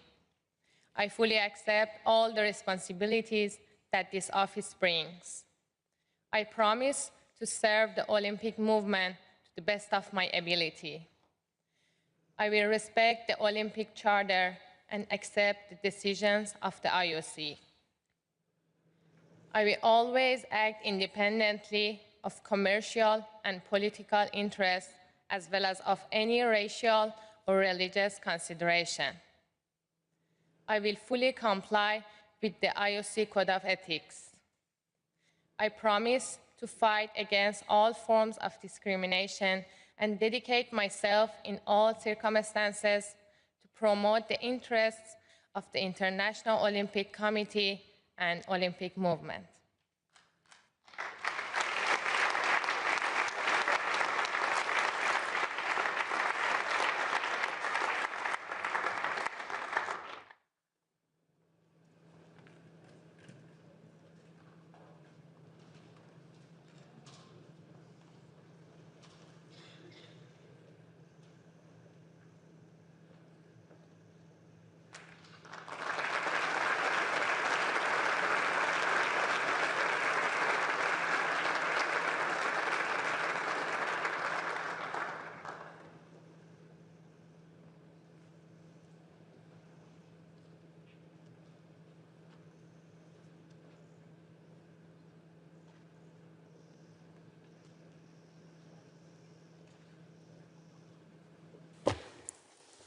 Thank you, Your Highness Princess Nora.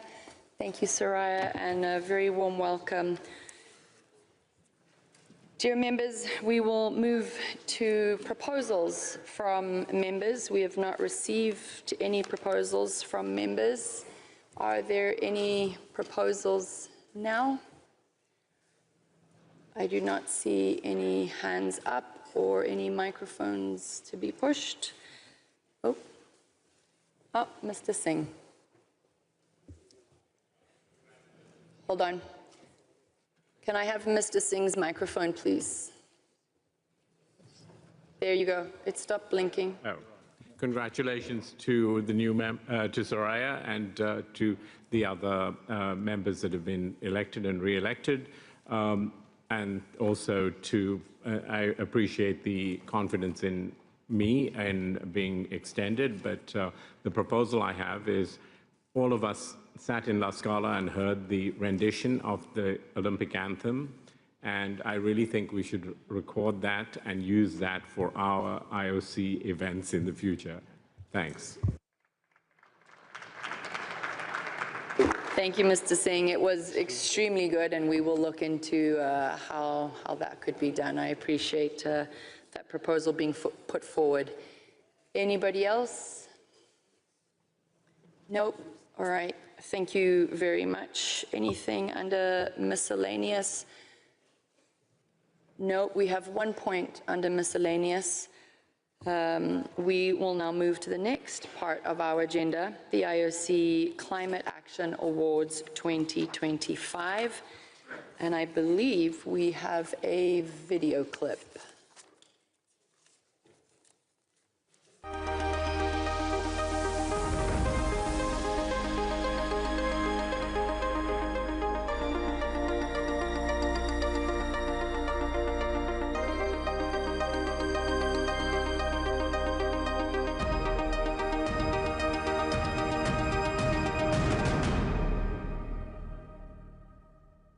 As athletes and as leaders, we know how much taking care of our planet matters.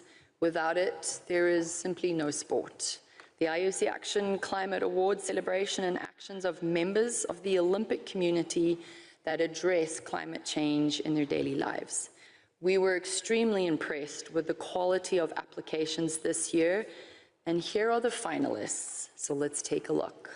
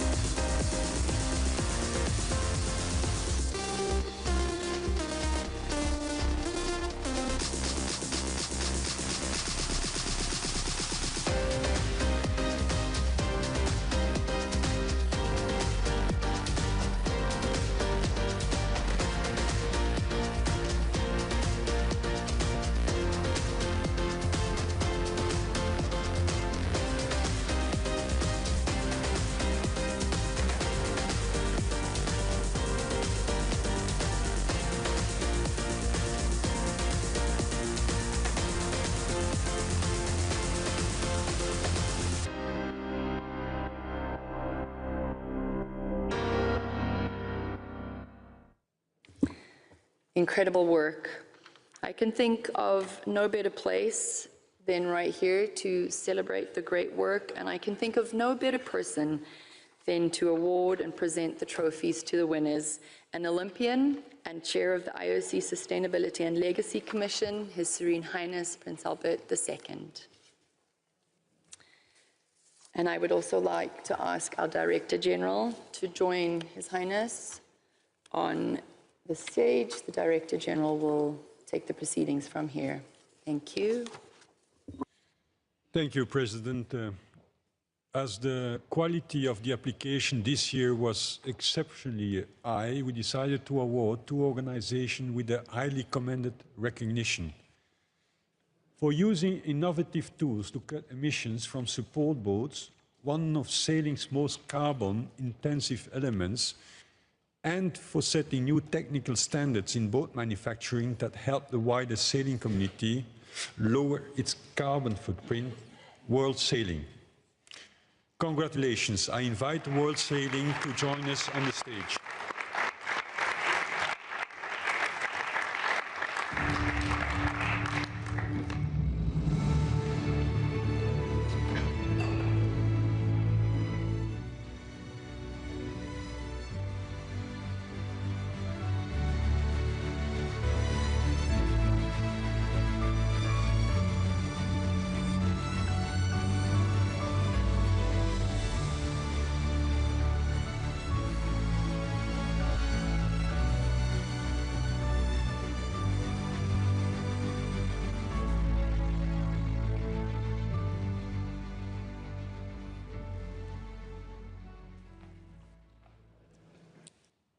So for developing a structured approach to decarbonization and governance, reducing emissions by 28% and launching the Sustainable Sport Seal, a certification system that awards events and organizations for progress in environmental, social and economic sustainability, the Spanish Olympic Committee. Congratulations and join us on the stage.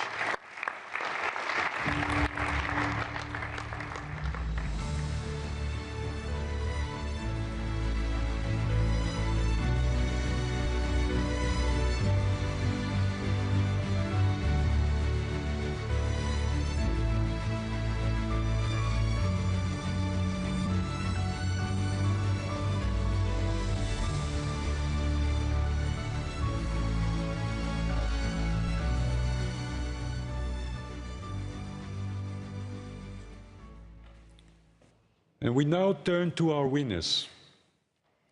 In the International Federation category, for developing a comprehensive climate strategy that spans competitions, operations, and community engagement, and for empowering athletes and fans worldwide to champion sustainability through the Athlete Ambassador Program and the Biathlon Climate Change Challenge, the IOC Climate Action Award 2025 goes to the International Biathlon Union. Please join us on stage.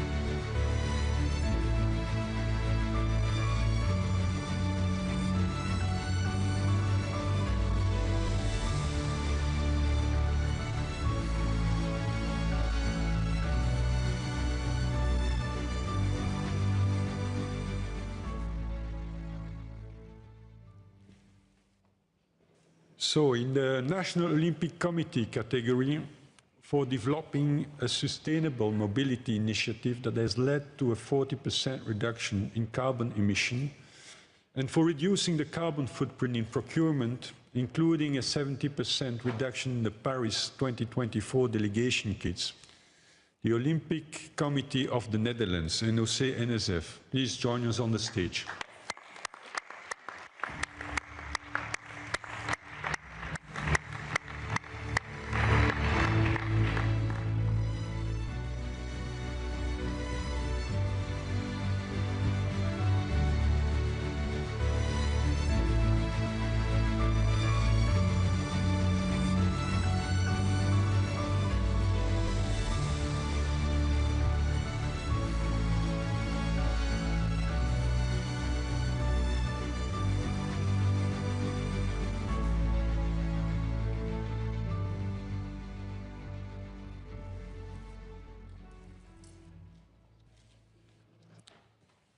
In the athlete category, we have two winners. For co-founding high-impact athletes, a platform that directs athlete funding towards evidence-based climate solutions in areas that significantly contribute to sports emissions, such as aviation, energy, and infrastructure. It has so far mobilized over 240 athletes to raise $2 million, driving meaningful change in climate, global health, and animal welfare. Hugo Inglis, who represents New Zealand in hockey, congratulations. As Hugo could not be with us today, IOC member and Olympian Marcus Daniel will receive the award on his behalf. I invite Marcus to join us here on the stage.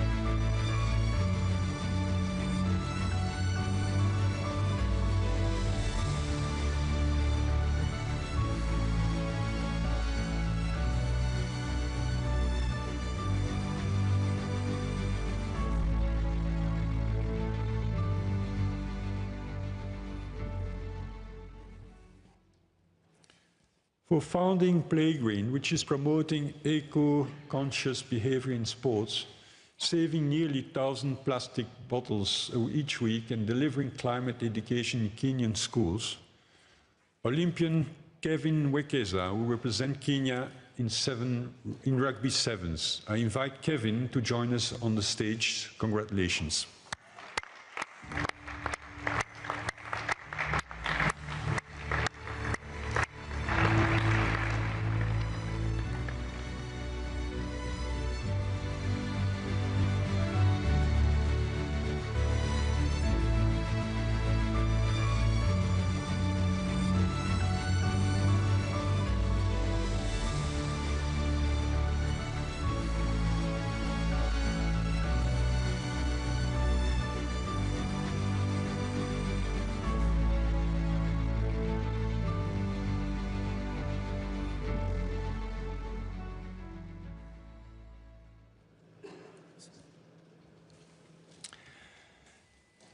Thank you to all participants of this year's awards. Your efforts truly show the impact of the Olympic community when it leans in together with purpose. Thank you for your commitment and for helping to make sport more sustainable.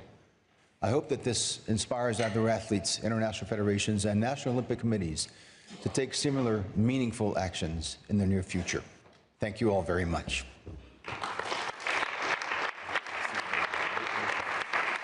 Can I please invite all awardees and winners and His Serene Highness for a group photo together with the IOC President.